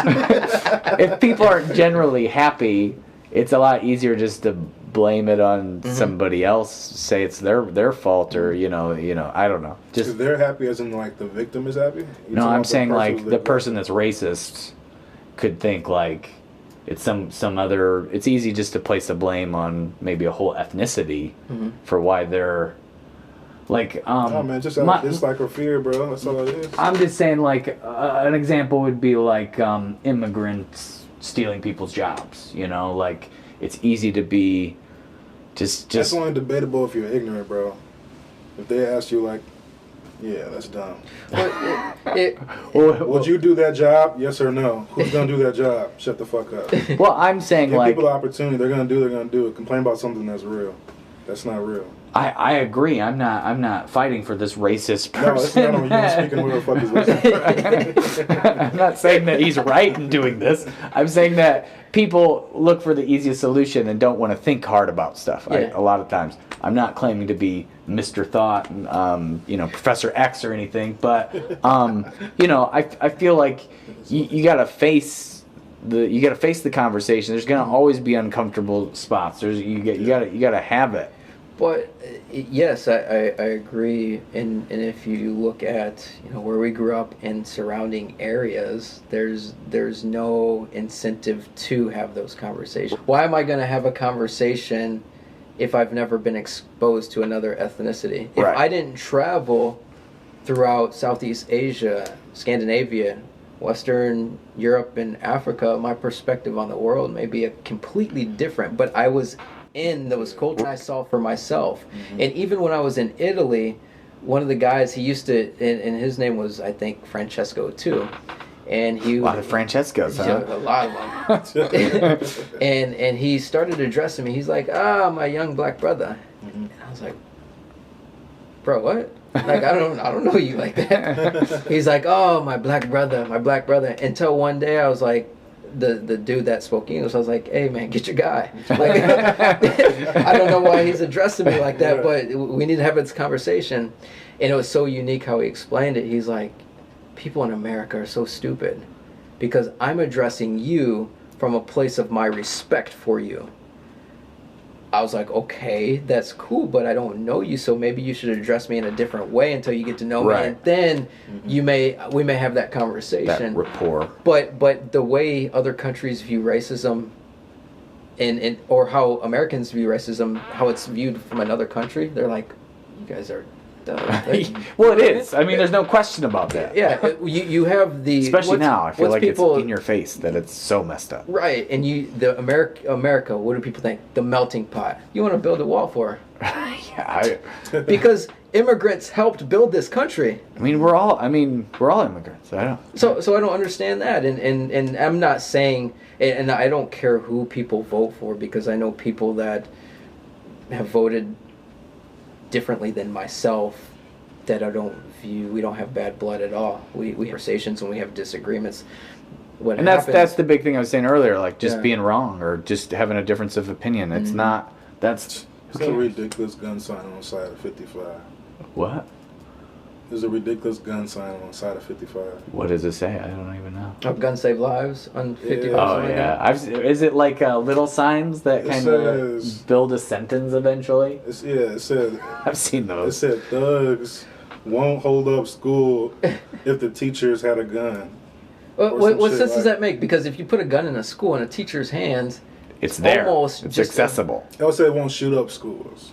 But that's not the issue, because now you've not only put fears in the teachers, but you put fears into the students, so it's not a healthy environment, right? So schools are supposed to be an area or a sanctuary for growth and learning. Right. Obviously, the learning is very skewed because it's the system working at its finest. But I think you can read as many books as you want on diversity and inclusion. You can read or watch as many videos, but that's not going to solve the issue, just like 1 month of Black History is not going to give people culture to understand our culture. Yeah, I mean, just the limited amount even the way they teach about like slavery and stuff like that, like it's such a skewed version of probably what it really was like. I mean, I don't really know, but I feel like I should know that. Like I should have a real good understanding. You've only had 1 month of it, right? Just well, like us. 18 months of it, because every right. So they're like, hey, you're but it's the same lessons. It's the same. The same lessons like, every year. And you're the right. way they put it is like, well, we get the Black Africans, and how they justify it. And this is the one thing that I'll never understand. So you look at countries. So Australia, you've got Australian or Aussies. Mm-hmm. Germany, you got Germans. Mm-hmm. Italy, you've got Italians. Spain, I think that you got Spaniards, but Africa, Negroes.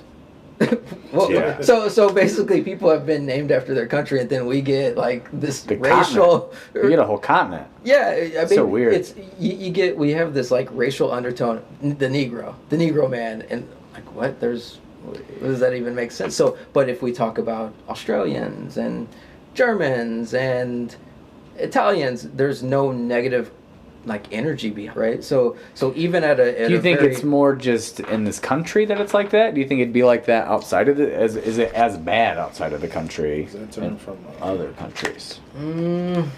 Because I mean, I don't have any. I can't speak on how. Just your experience. That's all I'm asking. I haven't traveled outside the country. I've done very limited traveling inside the country. Yeah. So your perspective is interesting. I don't feel. I'll say this.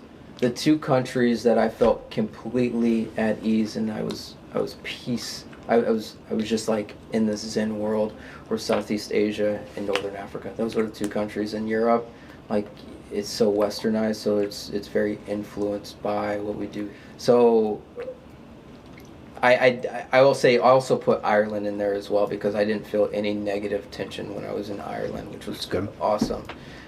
Sweden was the same way, but it's just like when I got Western Europe, I didn't feel it, but it didn't feel like I was just like in this Zen world or bubble like I was. But was in it? Do you think it was better or worse than here? I mean, I would imagine it'd still be better. I didn't feel it.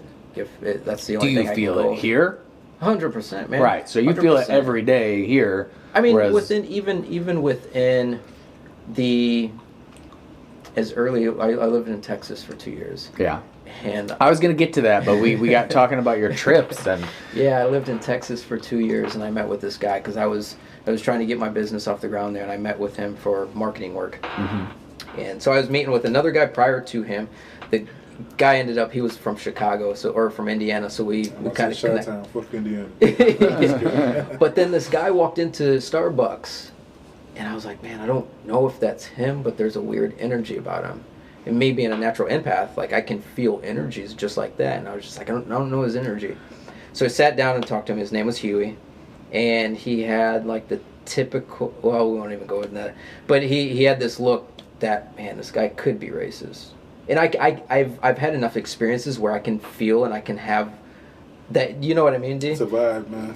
Yeah, right, and I mean, I saw something by the age of 7. Like, we understand racism for the sole purpose of just figuring out how to survive. Well, you figure it out by the vibe at 7 too, because you don't really have the information as much then. Right? Yeah, 100%. So it depends on who you with.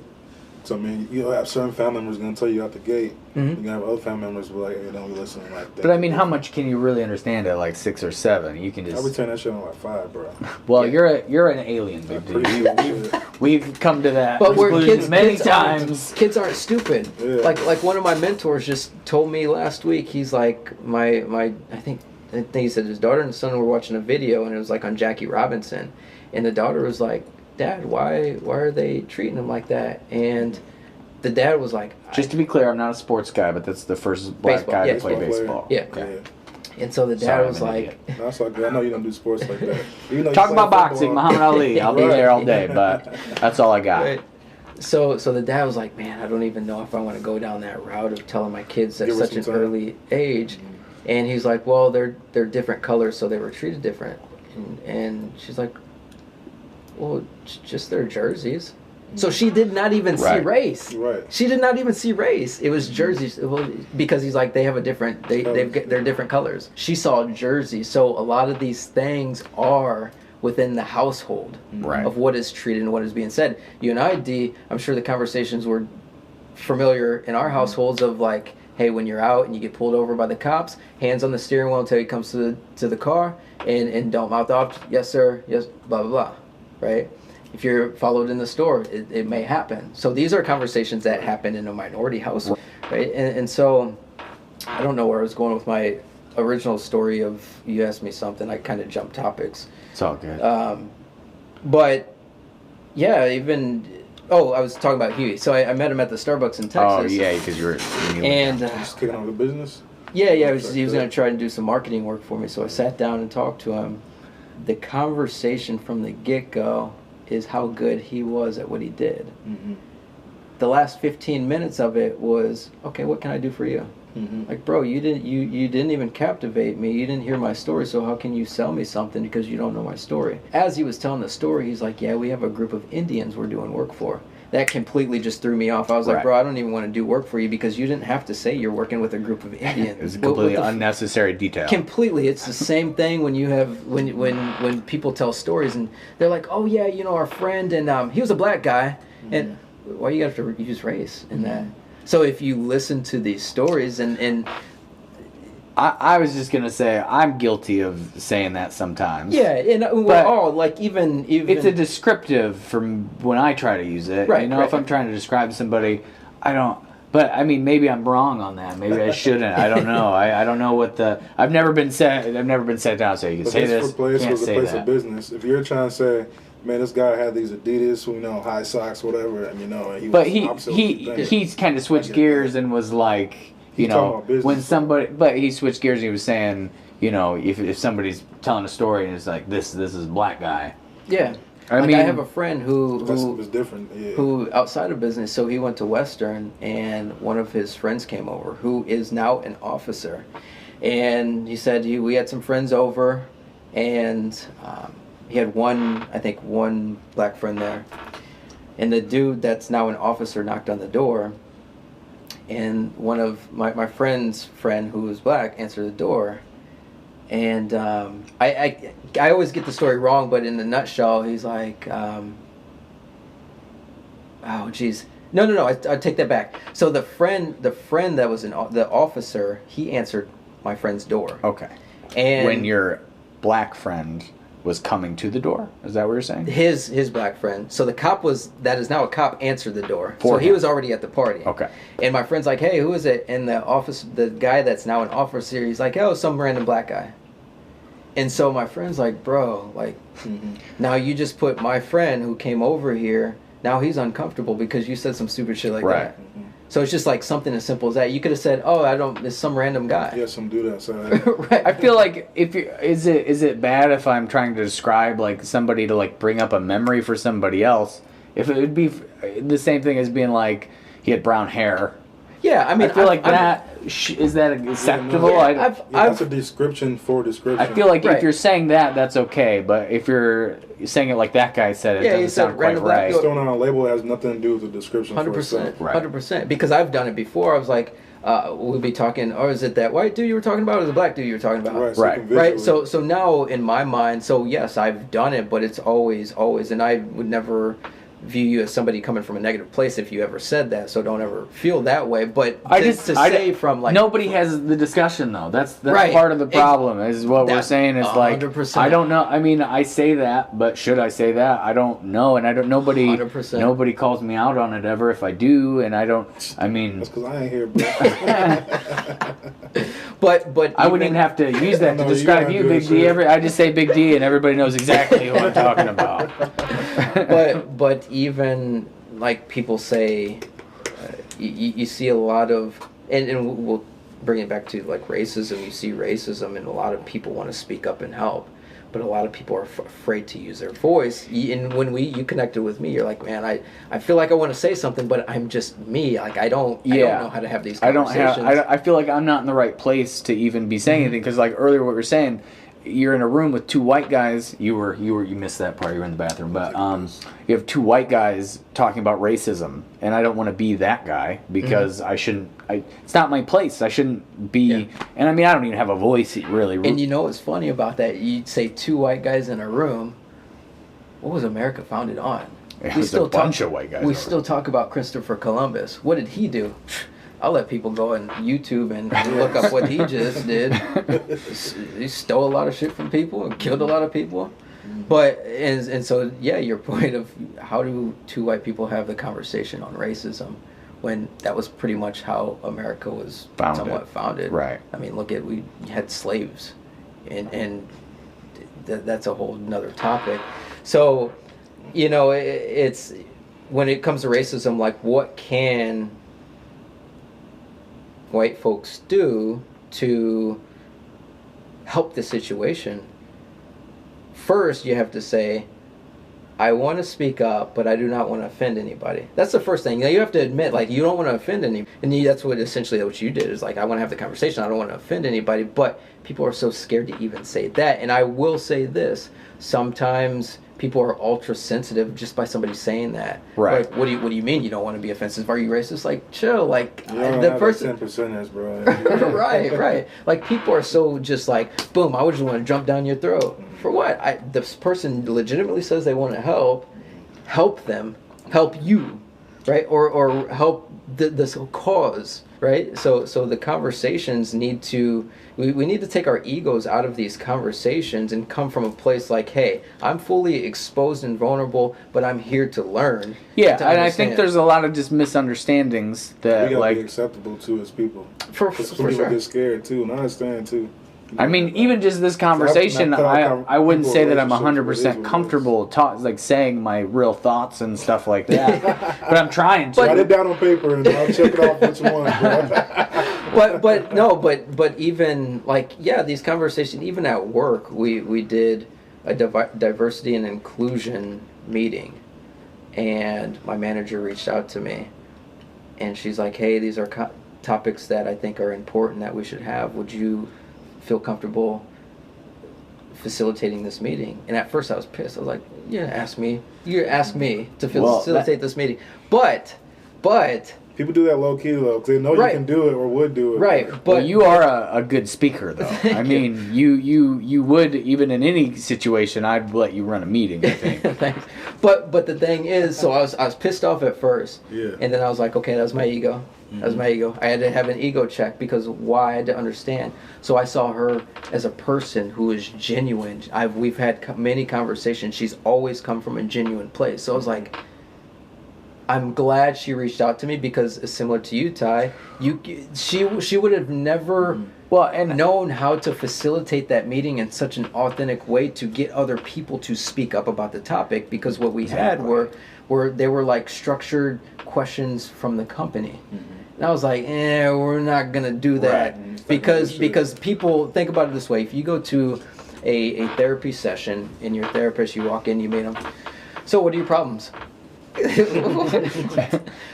do you think you have those problems? Your defense is up already. Right. But how I facilitated this meeting, I was like, hey, you know, and let me go back. So I told her, you know, I didn't have the energy today to have that conversation, but if it's another day. So we kind of discussed and she literally gave me the keys to the car and said, hey, you have more experience than this, and she trusted me to have that conversation. So I was thankful for her to have that vulnerability to reach out to me and say, hey, do you mind? Because I really, and she even said it to, I don't have any knowledge. I'm not equipped. Exactly. That's the phrase I keep coming back to when I try to when I think about, you know, posting anything or saying anything, is like, I'm not equipped to really have that. I'm not to be a leader in any form on this topic. So, and I do feel bad, like, you know, reaching out even about it to both of you guys, you know, like But we know you though. Saying, yeah. We know you. Like we know you from a it's still an uncomfortable. I don't want to put you guys on the spot. I know you as a but person, if you guys want something, you want a platform to say something, and I have this baby tiny platform to say something. Right. I feel like I should use that to give you guys more of an opportunity to speak on it, because I I'm not an authority in this realm. Mm-hmm. Like, I understand that I shouldn't be the one that anybody listens to. So that puts you put yourself in a vulnerable position, and you're like, hey, like, I'm completely vulnerable. I have no idea about this topic. Like, if you guys want that opportunity, I'm more than happy to have that conversation. But if not, I'm completely fine with that. And so you've... I mean, I would have had you on anyway. Like, yeah, but we probably wouldn't be talking about this specifically. Right. But the thing... So going back to the meeting, because I think it's important for people listening, how I approached facilitating that meeting was, I started it off by talking about some of the racial issues and some of my own personal experiences. And then I opened it up, hey, how do you guys feel? So it's like, how do you feel? As opposed to, what do you think? Because now you're coming from a place of opinion. And that's the issue in America, is everybody has their opinion, but it's based off of their experience. And if you've grown up in an all-Caucasian community, your opinion on a minority is completely different. The same thing goes if you grow up in an all-black neighborhood and you've never had exposure to the white community. Your opinion is going to be, we hate all cops, we hate all white people. Right. And that's not the energy that we're trying to, at least me, and I know you're not trying to have that energy. So I said, how do you guys feel about these things? And that opened up, we had an hour, it was only supposed to be 30 minutes, it was an hour long. Because I knew from everything that I've learned based off of human behavior and psychology, that's how you get people to speak up, is how do you feel? Right. As opposed to, what do you think about that? Because Yeah. I'm going to give my opinion on what I've experienced. And then that American problem of, if you don't agree with my opinion, then you're the enemy of me. For sure. And I mean, it puts it, like you said, it puts people's defenses up immediately. Mm-hmm. And I mean, how divided we are. Like, it's just so crazy to me. I feel like America itself has just become like a satire, like a blatant satire. Before, it was a satire a little bit because of all the stuff that, we don't get told and we don't get taught in schools, like you're saying. But, now it's just like in everybody's face. Like, mm-hmm. And it's sad because, I want to be like a patriot, like, America. But there's both positive and negative things. We got to focus on both parts of that if we want to become a better country, a better people, a better, more equal people. I feel like we have to really dive into that negative part. But nobody, I mean, I don't know how much it even gets, even today. Like, I mean, they talk about the divisive issues, but they don't talk about the history and why. And it's not informal. It's just like, I have this opinion, you're wrong. You have this opinion, they're wrong. It's just such a... And I just don't know how. I don't know how we're gonna fix it. I don't know how we're gonna come back. Is this? I think, and I'll cut you short just because I think this is important, because how much of it is, we have an election coming up. How convenient that we have all these racial tensions. And there's her name's Candace Owens, and she was on. I think you may have seen. And she's with like T.I. and Killer Mike on a panel. And people bash her all the time in the black community because she mentions, like, hey, I think she at one point she identified, or she was registered voter of the Democratic Party, and now I believe she's on the Republican side. And she says, Donald Trump opened my eyes. And so for me to hear that, I'm like, hey, like, where are you coming from? Like, yeah. But I think I'd be so naive to completely dismiss what she is saying in the context of what she's saying. Although she may be Republican, she may be, and I think she did make some points that were like, they made me think. Now, how many people are like, okay, like, what I mean? I'm gonna admit that when she talks, I do kind of get that attitude a little bit. Some of the stuff she says, though, it seems like she doesn't have a good way. I mean, it seems like, what's the word I'm looking for? Intentionally divisive. Mm-hmm. The way that she speaks, like, it's not like to come to a point of understanding. Even just her mannerisms a lot of time seem like a little harsh. Like, 100%. Yeah. I feel like he said 100%. No doubt about it. And there's a lot of people like that. Not just her, but I mean, it's a conversation. It doesn't have to be so. And part of it is just the way our media is set up. You know, you have 5 minutes to say all your thoughts, and you just you're fighting to get all your words in. Scripted. It's bullshit. Yeah. I got so many hidden camera interviews on that shit. Like when the Chicago shit was happening, like 12 and 13. Like, yeah, we have to keep writing about Chicago. They won't make us stop, so we gotta find all these stories, make shit up. But I'm just saying, when media. When she goes on and talks, she has to get her points across very quickly and very effective. Yeah. Okay. Because it does. There are times where it does sound like it's very. When she speaks, it does like I hear like Donald Trump. Yeah.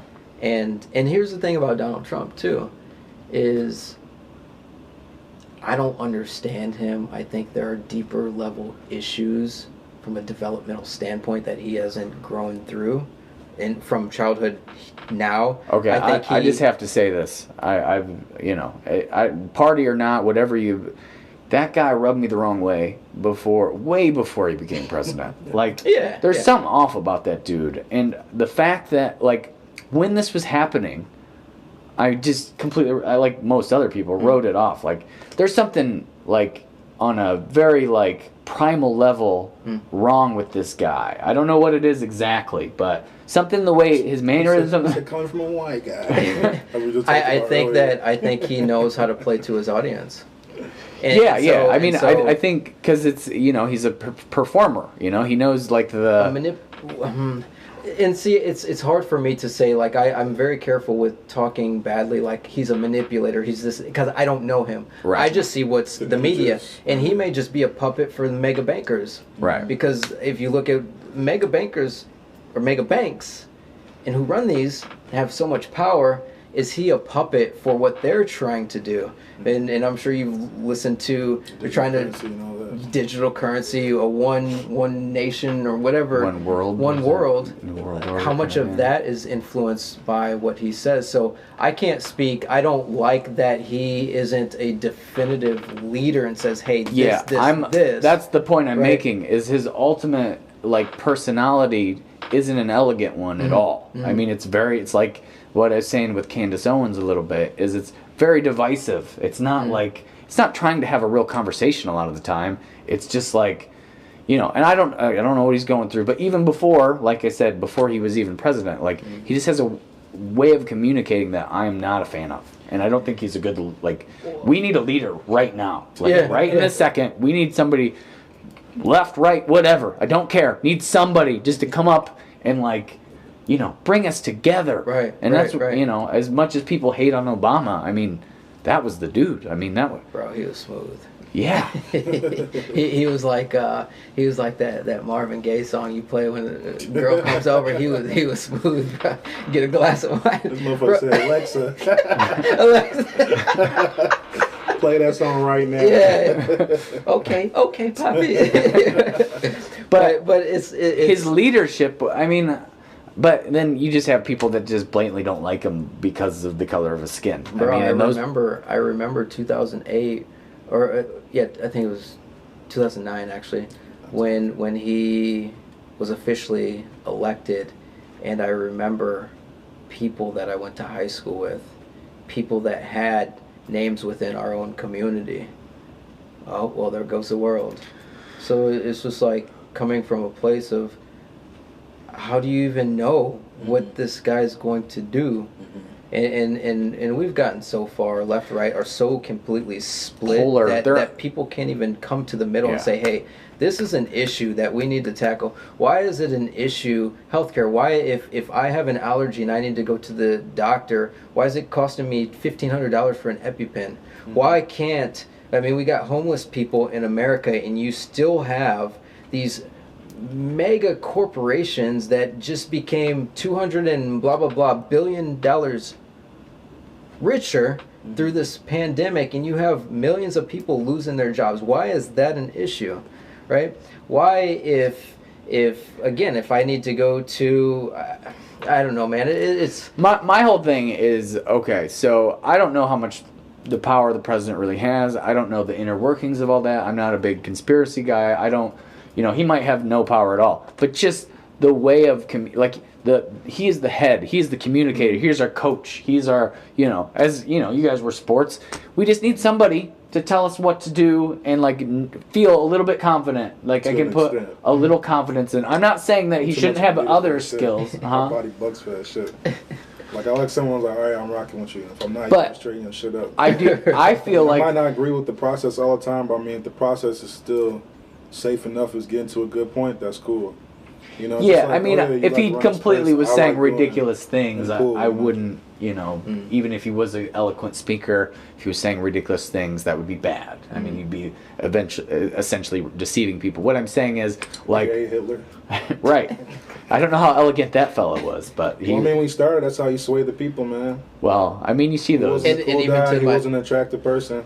All he had was his word and wherever they felt that was around him. He definitely was emotional. People after that. And what I said earlier, how people are so easily manipulated. Right. Easily.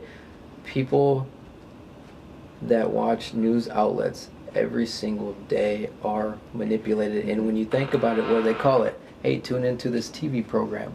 Program. Right. It's We're going to program you. Right? And people, oh no, there's no way that Donald Trump could do this. Oh, there's no way Joe Biden could do this. Oh, how do you know? Because you've been listening to the same news outlet. Right. So how do you know the other side? Well, the other side, this, that, and the other, and they're just bad people. How? Right. Give me some context behind. Some real examples. Just because, and it's all just because, and they don't go anywhere with the conversation. The election this year is just so disheartening. I mean, there's no winning. It feels like. It's unfortunate we don't. There's less losing, I guess. It feels so like everybody's just so unrepresented. I mean, it's two old white guys again. And I was at least I was going for Bernie Sanders, but still old white guy.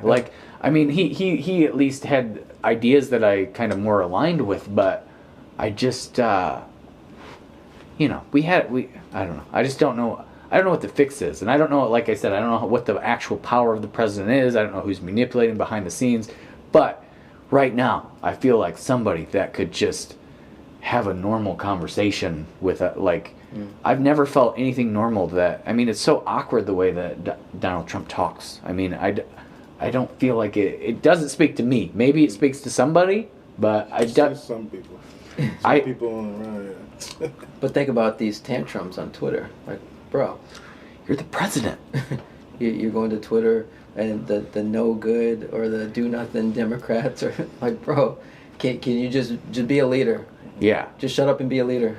And right now he had the opportunity to become that. 100%. He could have just right now is the opportunity, and he could have swayed people. Mm-hmm. But he's not trying to sway anybody. He's trying to really just get good with the people that already like him. I feel like, but if he would have stepped it up here, between him and Joe Biden.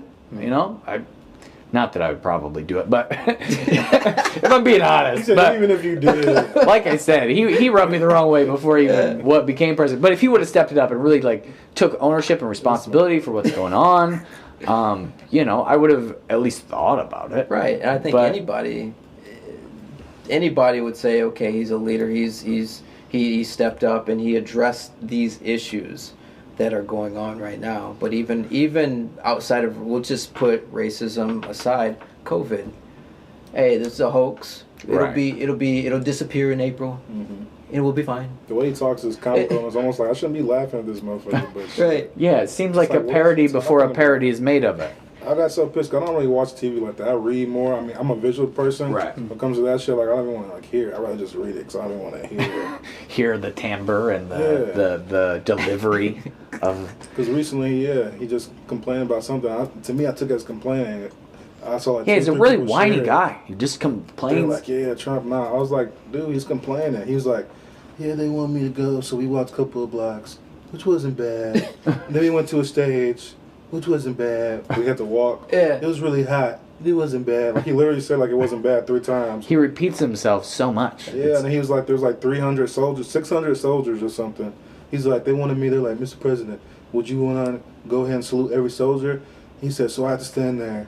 600. You know what that is like? 600 soldiers. Everyone was like, yeah. And I was like, he's complaining about saluting cadets from right, Yeah. fighting for a country.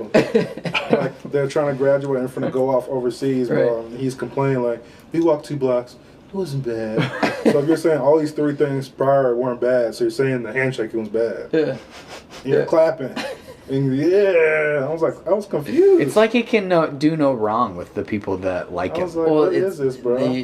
I think about it this way, and this is the fuck is example that? that I've used with, because I've even had an in-depth conversation with a former officer who is a Trump supporter, and I had a conversation with him.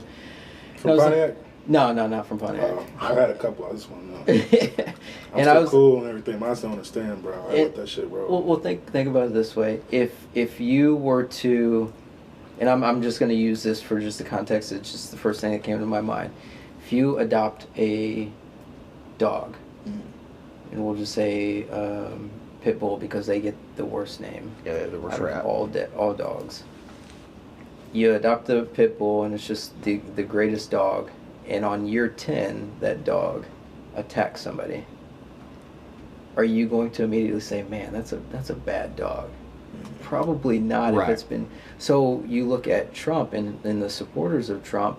Think about how much he's been spewing these lines time after time after time after time. And I think so that's now a marketing thing. It is, but they've fallen in love with what he said, and they've been manipulated with what he said to where even if he does the worst of the worst, well, he's not that bad, is he really? Right. So it's very hard for people once they become invested in that to jump ships, and I think that's kind of what you're seeing. People, like the whole situation, I think some people were more concerned with how the handling of COVID than the whole George Floyd and the racism, and people are still like, well, he's still a good president because he's a negotiator and he doesn't get bullied. Right. He's a businessman. Yeah, he's a billionaire. and just because he's allowed you to make more money, and that's what people he's allowed my business to make more money.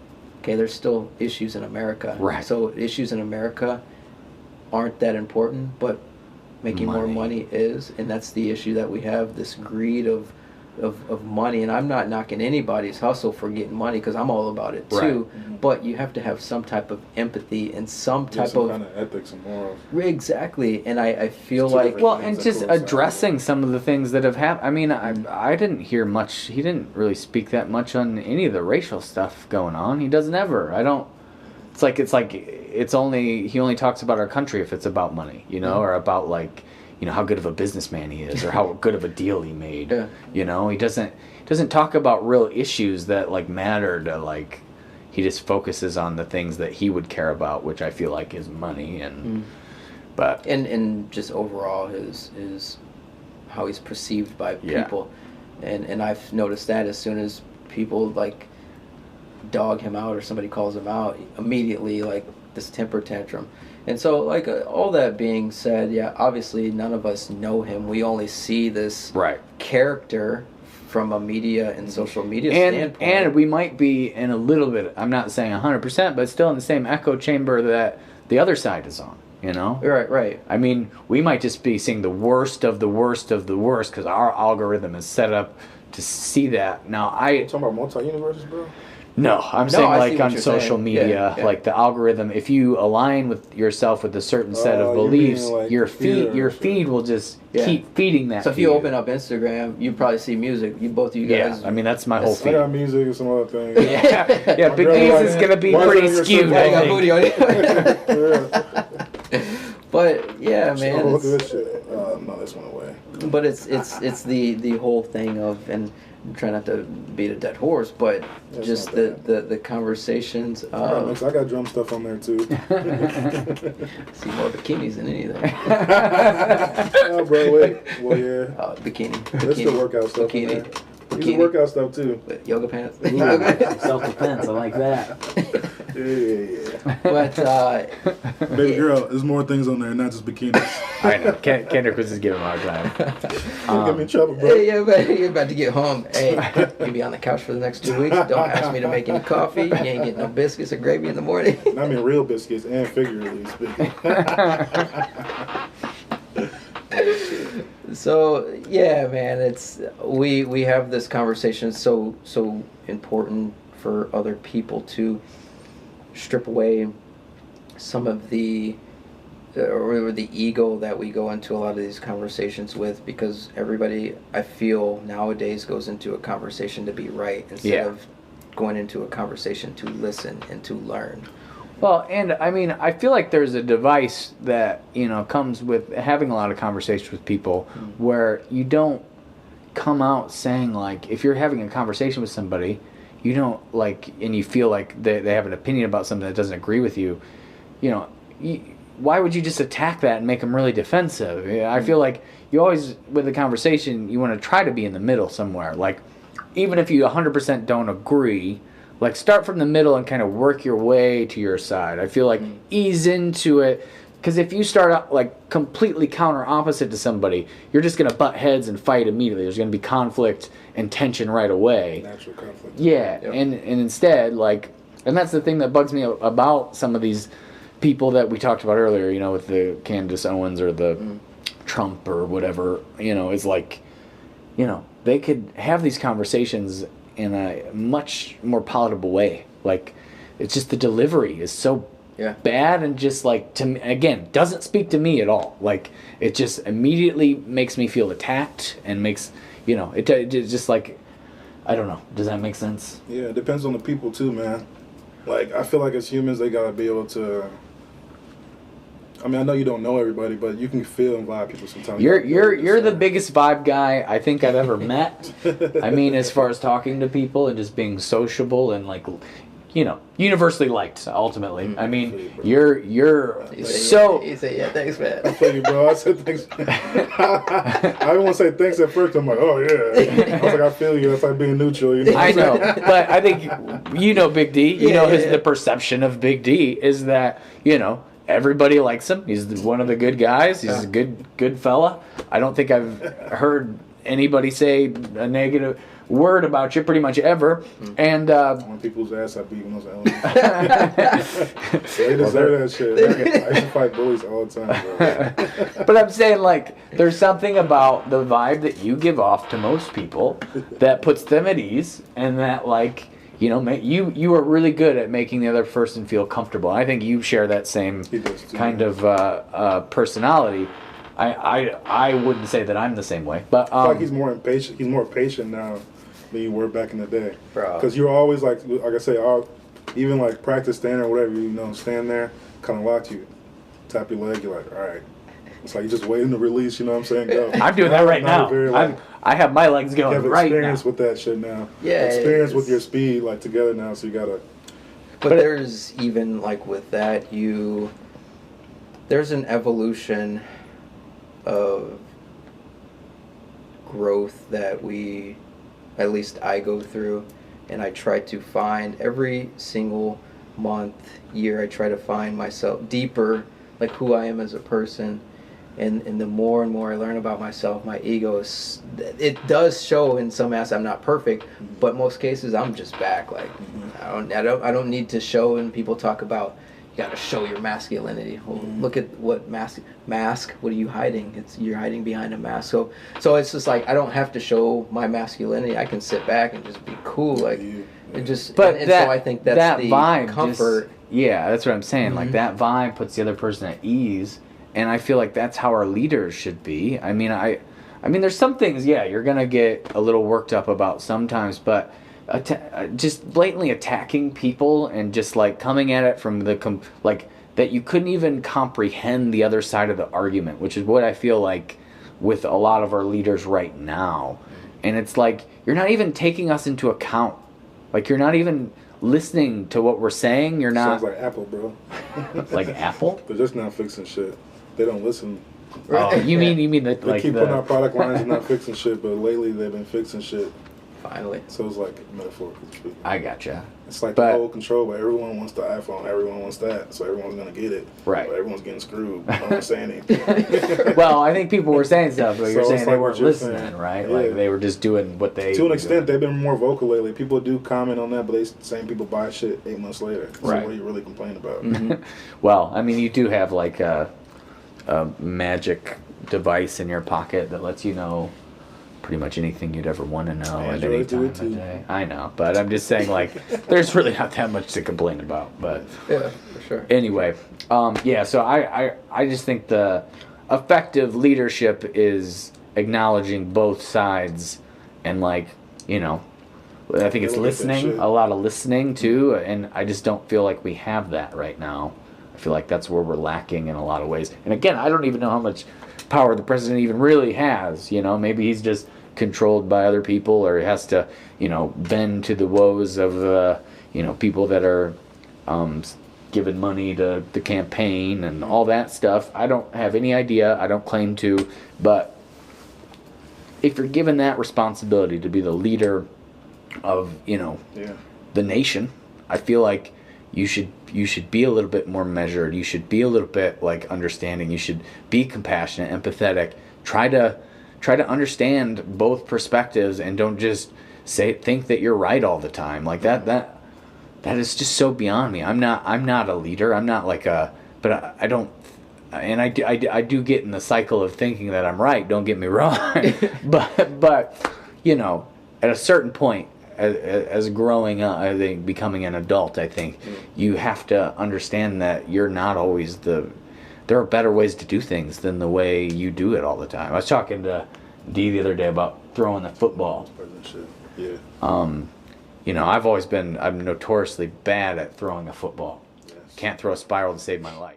And for my whole, you know, time playing football, I just tried to do it the way that I was doing it, but better.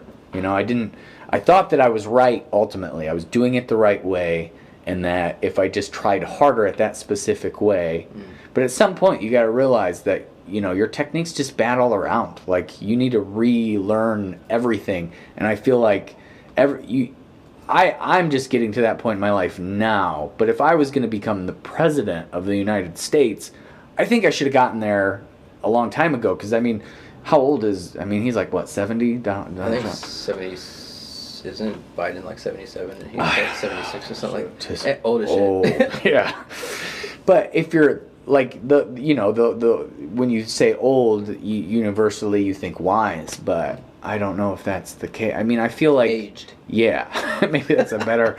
But like at some point, you gotta realize that just because you've had a lot of success in your life and the way that, I mean, look at Donald Trump from a precursory kind of view. You know, he's just this guy that makes a bunch of money and then, you know, somehow becomes our president and has a bunch of TV show, you know, just good thing after good thing after good thing happen. So he hasn't ever really had to think that anything he's doing is wrong. You know, when has he been called out for, besides right now, like constantly? But I mean, but there's no negative consequence. You know, he's become the president of our country. Like, he just keeps going up and up and up. So, I mean, he hasn't, I don't know that he's come to the conclusion that things that he thinks as fact might not be so much fact. You know what I mean? Mm-hmm. But anyway, I don't know if that's... No, that makes sense. It's, you get, think of, I think of it from a career standpoint, is the more success I have with business and the more success I have within my career, it's going to give me this confidence that puts me in a position where I feel like I can't fail. Floyd Mayweather put in a position where he feels like he can't lose. Right. I'm the best ever. So you continue to say those things. So yeah, maybe in a sense with Trump, he just feels like he's been so successful with his other ventures, and then in his presidency, it's like, hey, I can't do any wrong. I'm so successful outside of this. Right. You know, I don't know. That's just my perception on what I think. Mine as well. But that's bad too. Just like a car and shit. If you keep putting tape on and it works, you know, that 50th time it's not gonna work. You feel me? Right. So I mean, he might have been doing this shit his whole life, but now is not the time to be doing that shit. Right. Playing with the whole country. He's 74. He's 74 and Biden's 77. 77. Wow. But Biden will be 78 in November. And you just think that by... To die. I know, his second term, he's going to run again. I mean, healthy. My grandparents look like 25 years younger than him. They're so in their crazy. 70s, but they're definitely not. Right, they don't look... They need that plant-based. They're a Hollywood 70. Tell him to give me a call. Fucking fool. Pardon my language again. Trying to work on that. I didn't cuss to y'all, man. I grew up in church, bro. I get a whooping. I feel like I was just talking to Lo. My dad was like, man, before you join that band, man. Yeah, we ruined you. But now I feel like I talked to you on the podcast the other day and on the phone before, and I'm starting to creep up my language a little bit, D. It's just like it's like an aggressive excitement. It's not even like a filibuster. It's a relaxed. It's a relaxed excitement. Yeah, man, fuck that shit. Yeah. It's like I feel like the emotion behind it. when I'm talking to you, noodles, but. But I was gonna bring up you started playing guitar and kind of singing a little bit, and yeah, I remember that phase. We actually had YouTube videos. Nah. We actually had a little jam session right now, before you got here. You played some guitar and sang a little bit. Yeah. Showing him some stuff, and she's showing me what he can do. And I mean, like I was saying, your strum's getting pretty smooth. I say his arm is chill right now, bro, because he used to be like on that roided out style when he first started. Strings are breaking. That's what I'm talking about. He's just like that, but now you look like, you know what I'm saying? I mean, it looked real comfortable, real smooth. So I need a band to join now. Yeah. We got to memorize some words first, I think. Bro, so I had my voice coach, our voice teacher. This was back in I think this may have been September last year. I have been involved with these vocal lessons, and she's like, hey, I'm going to be putting on this recital. I remember you telling me about this right when it was happening. Yeah, and I was like, a recital? Elaborate. Right. I need to know. What are you trying to say? And she's like, well, I've got about 10 students who I'm going to have a private recital. It's going to be parents, students at my home, and I would like you to perform. I'm like, bruh. Like, put me on the spot. I'm like, I'll think about it. And we're talking vocal only, right? Vocal only. No so she had instrument she had to the piano, right, okay, but I was just me vocally. And I was like, I got to sleep on that one. Right. But my sleep on it was like, let me put this way back in my memory and forget about it. Mm-hmm. She brought it up like 2 weeks later. She's like, so have you thought about it? Nope. I was like, okay, let me think about it some more. That's funny. And she asked, I think, a third time. She's like, hey, I need to make sure everything's on the itinerary, this and that. I was like, okay, I'll do it. So I ended up singing Elvis, Love Me Tender. Nice. And the reason why I did it is because over the course of probably the past 5 years, I've gone through this deep phase of like inner work of myself. And that was an opportunity to put myself in the most vulnerable position that I've ever been in, and to sing, because I think about it this way. I'm like, when Ed Sheeran's singing, or Usher, or any of these artists, and they listen to the recordings, do they like, does it sound good to them, or do they have those same insecurities?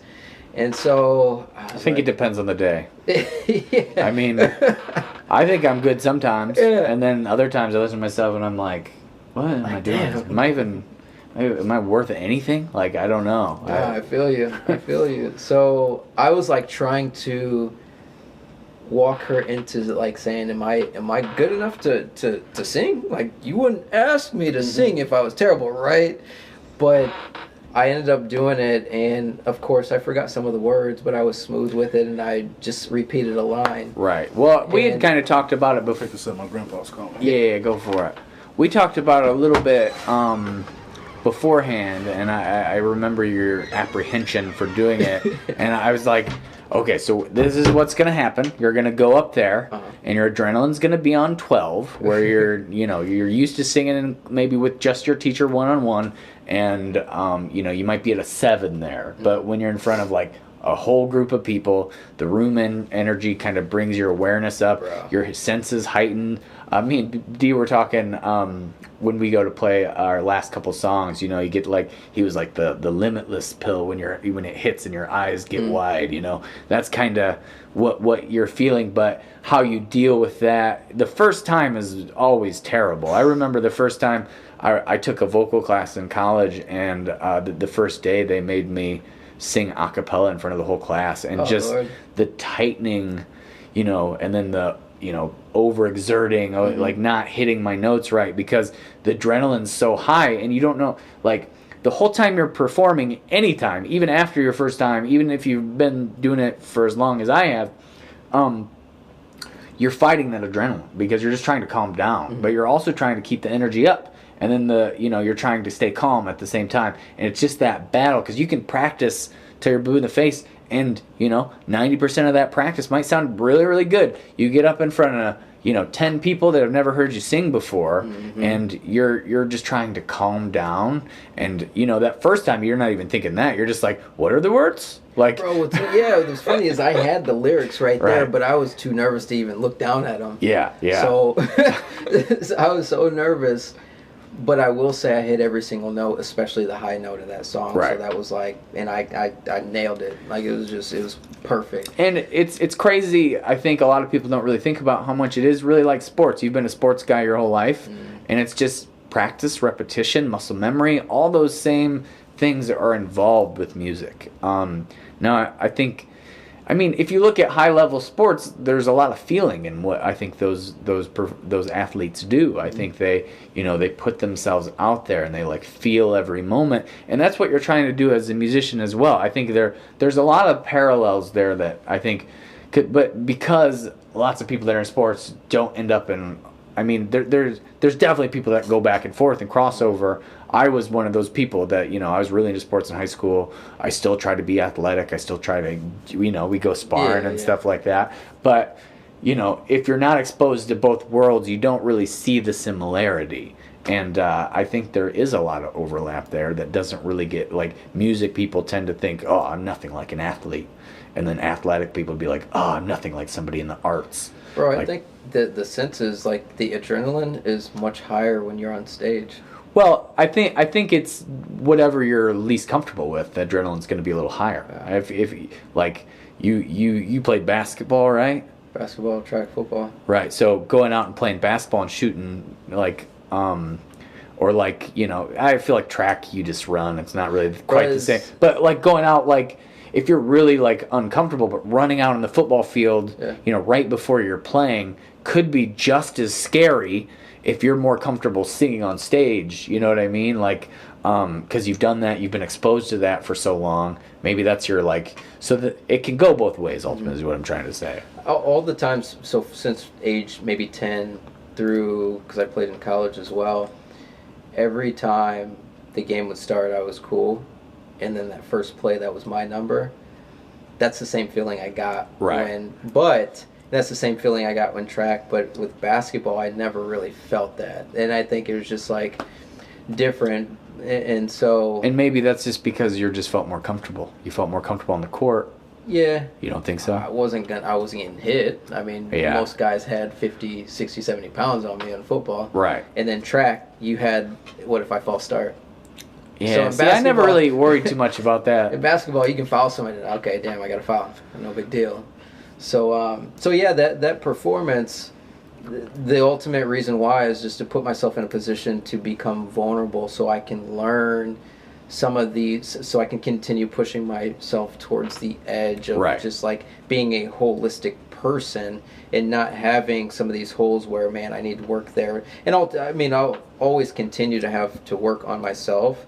I think that's the important part of development, but I've always, my whole life, always wanted control on outcomes of all situations. Right, I'm the same way, very much the same way. That situation, when you're in front of people, you have no control. Right. So your voice, you could hit your note and you just bomb it. So, well, there's so many X factors, and when you first start out doing stuff like that, you don't think about any of them. But I mean, just the amount of how much sleep you got last night, that's a big factor. What'd you do for a warm up? What'd you do?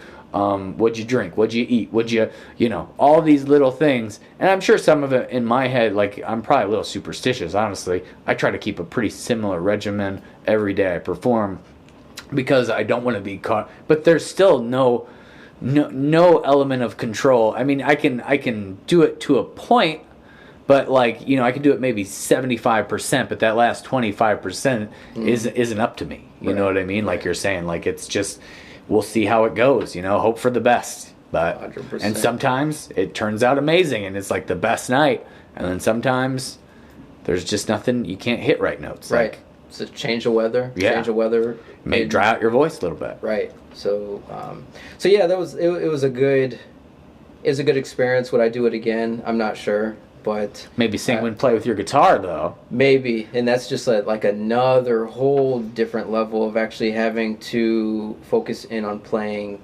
chords and making sure your vocals are on pitch. Which, I mean, at home I play guitar and sing. Right. It's no big deal. There's no pressure there. But if you're in front of people, As soon as that you get that little bit of tightness Woo. because you're nervous, Yeah. changed everything. And the same I think goes with athletics. I mean, if you're getting ready to start on your sprint, and you're tight because you're nervous about this specific race. I mean, maybe there's a lot riding on it, a lot more than maybe it's like sectionals or something like that. That tightness will affect your performance, like inevitably. 100%, right. And I think it's like that for any sport, really. The more I feel like the best performers and the best athletes, they make it look easy, not because it is easy, but because they're relaxed about it. They aren't. I mean, they're trying their hardest, but they aren't they're comfortable on stage or they're comfortable. Floyd Right. Mayweather. It do look so comfortable in the ring. Yeah, So and he's been comfortable. doing it since he's a baby, since he's very, very young age. So, I mean, he has no, it's just like another day for him. Mm-hmm. And, I mean, it can be like that with singing, but I still think with having the audience there, if you're not used to that audience, I mean, it's a different animal. It was, it was a beast for sure. I would maybe put myself in that position again, but, well, I mean, it's one of those things to where a lot of times it's how I feel in the moment. And I mean, at times I'm like, yeah, I'll go and skydive just to put me in another vulnerable position because I have no control over if the parachute is going to come out. Yeah. But then I wake up the next morning, hell no, I'm not about to jump out of a perfectly fine That's airplane. where my line works. Right. So, but even with music and vocals and whatnot, it's exposed me to just different genres and different cultures. Yeah. Like I remember the first artist that I started listening to, and I don't know if my mom knew it, but it was Bone Thugs and Tupac. Right. And I liked Tupac more than I liked the Bone Thugs. And then it evolved in high school. I think CJ introduced me to 311, Dave Matthews, Jack Johnson, Ben Harper. Yeah.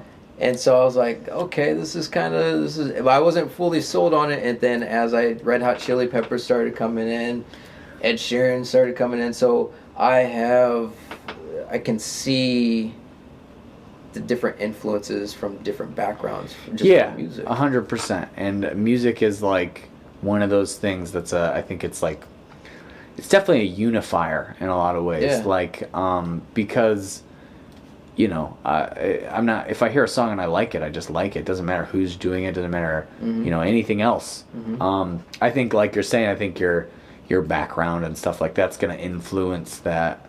But I mean, if somebody's shredding a guitar, it does not matter who they are, what they're doing. Yeah. You have a different level of respect no matter what. Mm-hmm. You know what I mean? Mm-hmm. And it doesn't matter, in any genre of music, you're going to have those people. In any background, you're going to have those people that play that kind of music. And I think it really it unifies people in a lot of ways. Tosh Sultana is one that I got on last. She's been the looping girl. She's wicked. Yeah. She's wicked, and her vocals are just.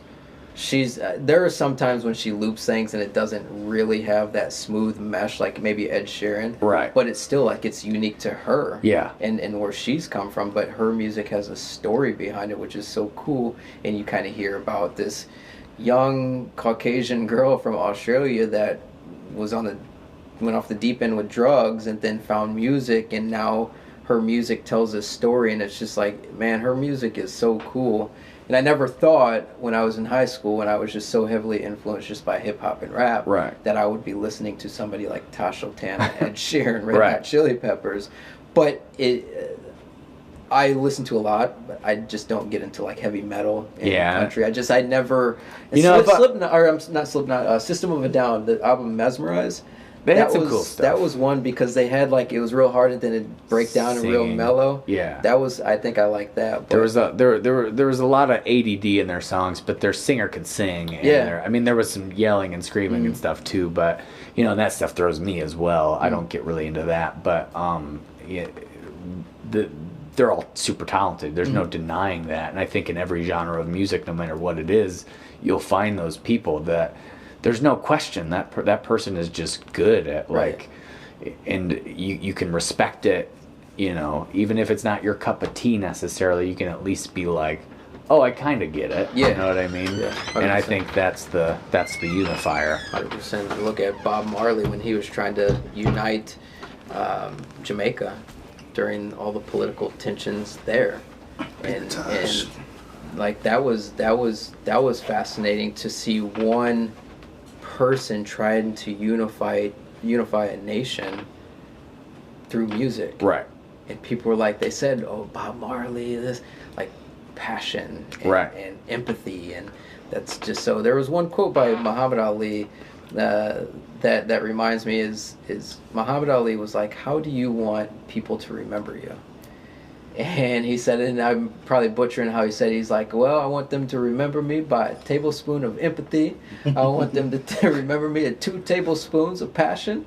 And I want them to remember me by like a couple ounces of energy and compassion. And you mix all those up, and I mixed them well enough to where I was able to share it with everybody who deserved it. And the key point in there is who deserved it. Right. And that's... That guy was so good with words. Woo, he was wicked with words. I know. It's such a, you know, and that's kind of what we're talking about. Like, he rode that line between art and athletics, and I think he kind of understood that there's a little bit of one and the other. You know, I feel like he brought, like, so much to the table, like, that nobody had ever really even thought of before. I mean, he was the great villain, but the words that he used were to define himself and define other people, and just... It's like a poet. Exactly, 100%. A poet, a civil rights activist, and an amazing athlete. Yeah. Which is why, like I said, when I was in, like, you know, 6 to on, he was like just my idol. I mean, his style of boxing was just art to me. Elegant. Yeah, I mean, he didn't get hit. He was like the Floyd, you know, but he's a heavyweight, and nobody could touch him before he had that hiatus. Right. And then he got a little bit more flat-footed, but still, he thought. It wasn't just like reacting. Like, he worked with what he had. You know, he wasn't floating as much like a butterfly in those later years. But that whole thing we were talking about with the rumble in the jungle, you know, he had like there was a certain amount of finesse in the way that he made that all come in, like the way he talked about it, the way it was promoted, the way that he executed his plan. I mean, next level. Just you look at a pure genius who didn't have education, but he had common sense. Right. He was enlightened. He was aware. And he could talk. I mean, that was the thing. Like the stories he would tell, the way he would just. And it looked like he would tell a story in such a way that you were watching a movie. Yeah. And it was just like when he spoke, it was just a movie. And he took you through the phases of, you know, I don't know how it works, but the plot and then the climax and then blah, blah, blah. Yeah. And he just like took you through those phases. And it didn't seem like he was trying to do that. No, it was just it seemed effortless. An enlightened dude, man. He was a prophet. Yeah. All right, I think we've covered a lot of things. Yeah, the viewers are definitely going to get an earful of this, and don't forget, you can always just hit the off button. You know, if you don't like anything we're saying, just you fuck you. Big D doesn't agree with that, but I'm just kidding. I got love for y'all, man. But fuck you though. Anytime, I'm saying this late. I should have said this earlier, but if you don't like something, feel free to just turn it off and not worry about it ever again. Comment below. but yeah, I mean, I would ask people to. No, I'm saying like. You're saying like leave a comment below, but I mean you were talking earlier about where your energy's placed, and I think that's something that bugs me about social media and YouTube and all that stuff is so much negativity when it's much easier just to ignore something. Like I don't understand why everybody feels so like It's hard to bite your tongue sometimes. And I get that to a point if it's something extreme, but just the levels of hate you see on that stuff. Like, if you don't like something, it's cool. Just don't listen, don't watch, don't, I would turn on a different video. I would, though. I would encourage people to leave a comment in from a place of positivity rather than if you're just, well, you guys are talking about Trump, you guys are all dumbasses. Like, that's just not even, why would you even spend the time to write those Just don't listen to us. Yeah, you don't like us. That's fine. But I do encourage people to leave a comment about some of the things that we did talk about or just to get an alternative perspective to what we have. If it's if it's genuine, I'm sure there'll be people that aren't, but I'm putting my positive vibes out there. Nobody's gonna leave negative. they won't, man. Yeah. I just spoke it comment right now. I just spoke it into Big D is right? the comment right now. Who was the rapper? All right, that's a good way to end it. Thanks for coming on, Kendrique Coats. Big D, surprise. We're glad you made it. It was fun. I'm just interested to hear this shit. All right, yeah. All right, well, we, as always... Give me a passport right now. Yeah, definitely. That made me want to travel way more, but I already did. At Walgreens, man. I don't know if this yeah. Anyway, anybody who took the time to listen, as always, we appreciate you, and we will talk to you next time. Have a good rest of your week.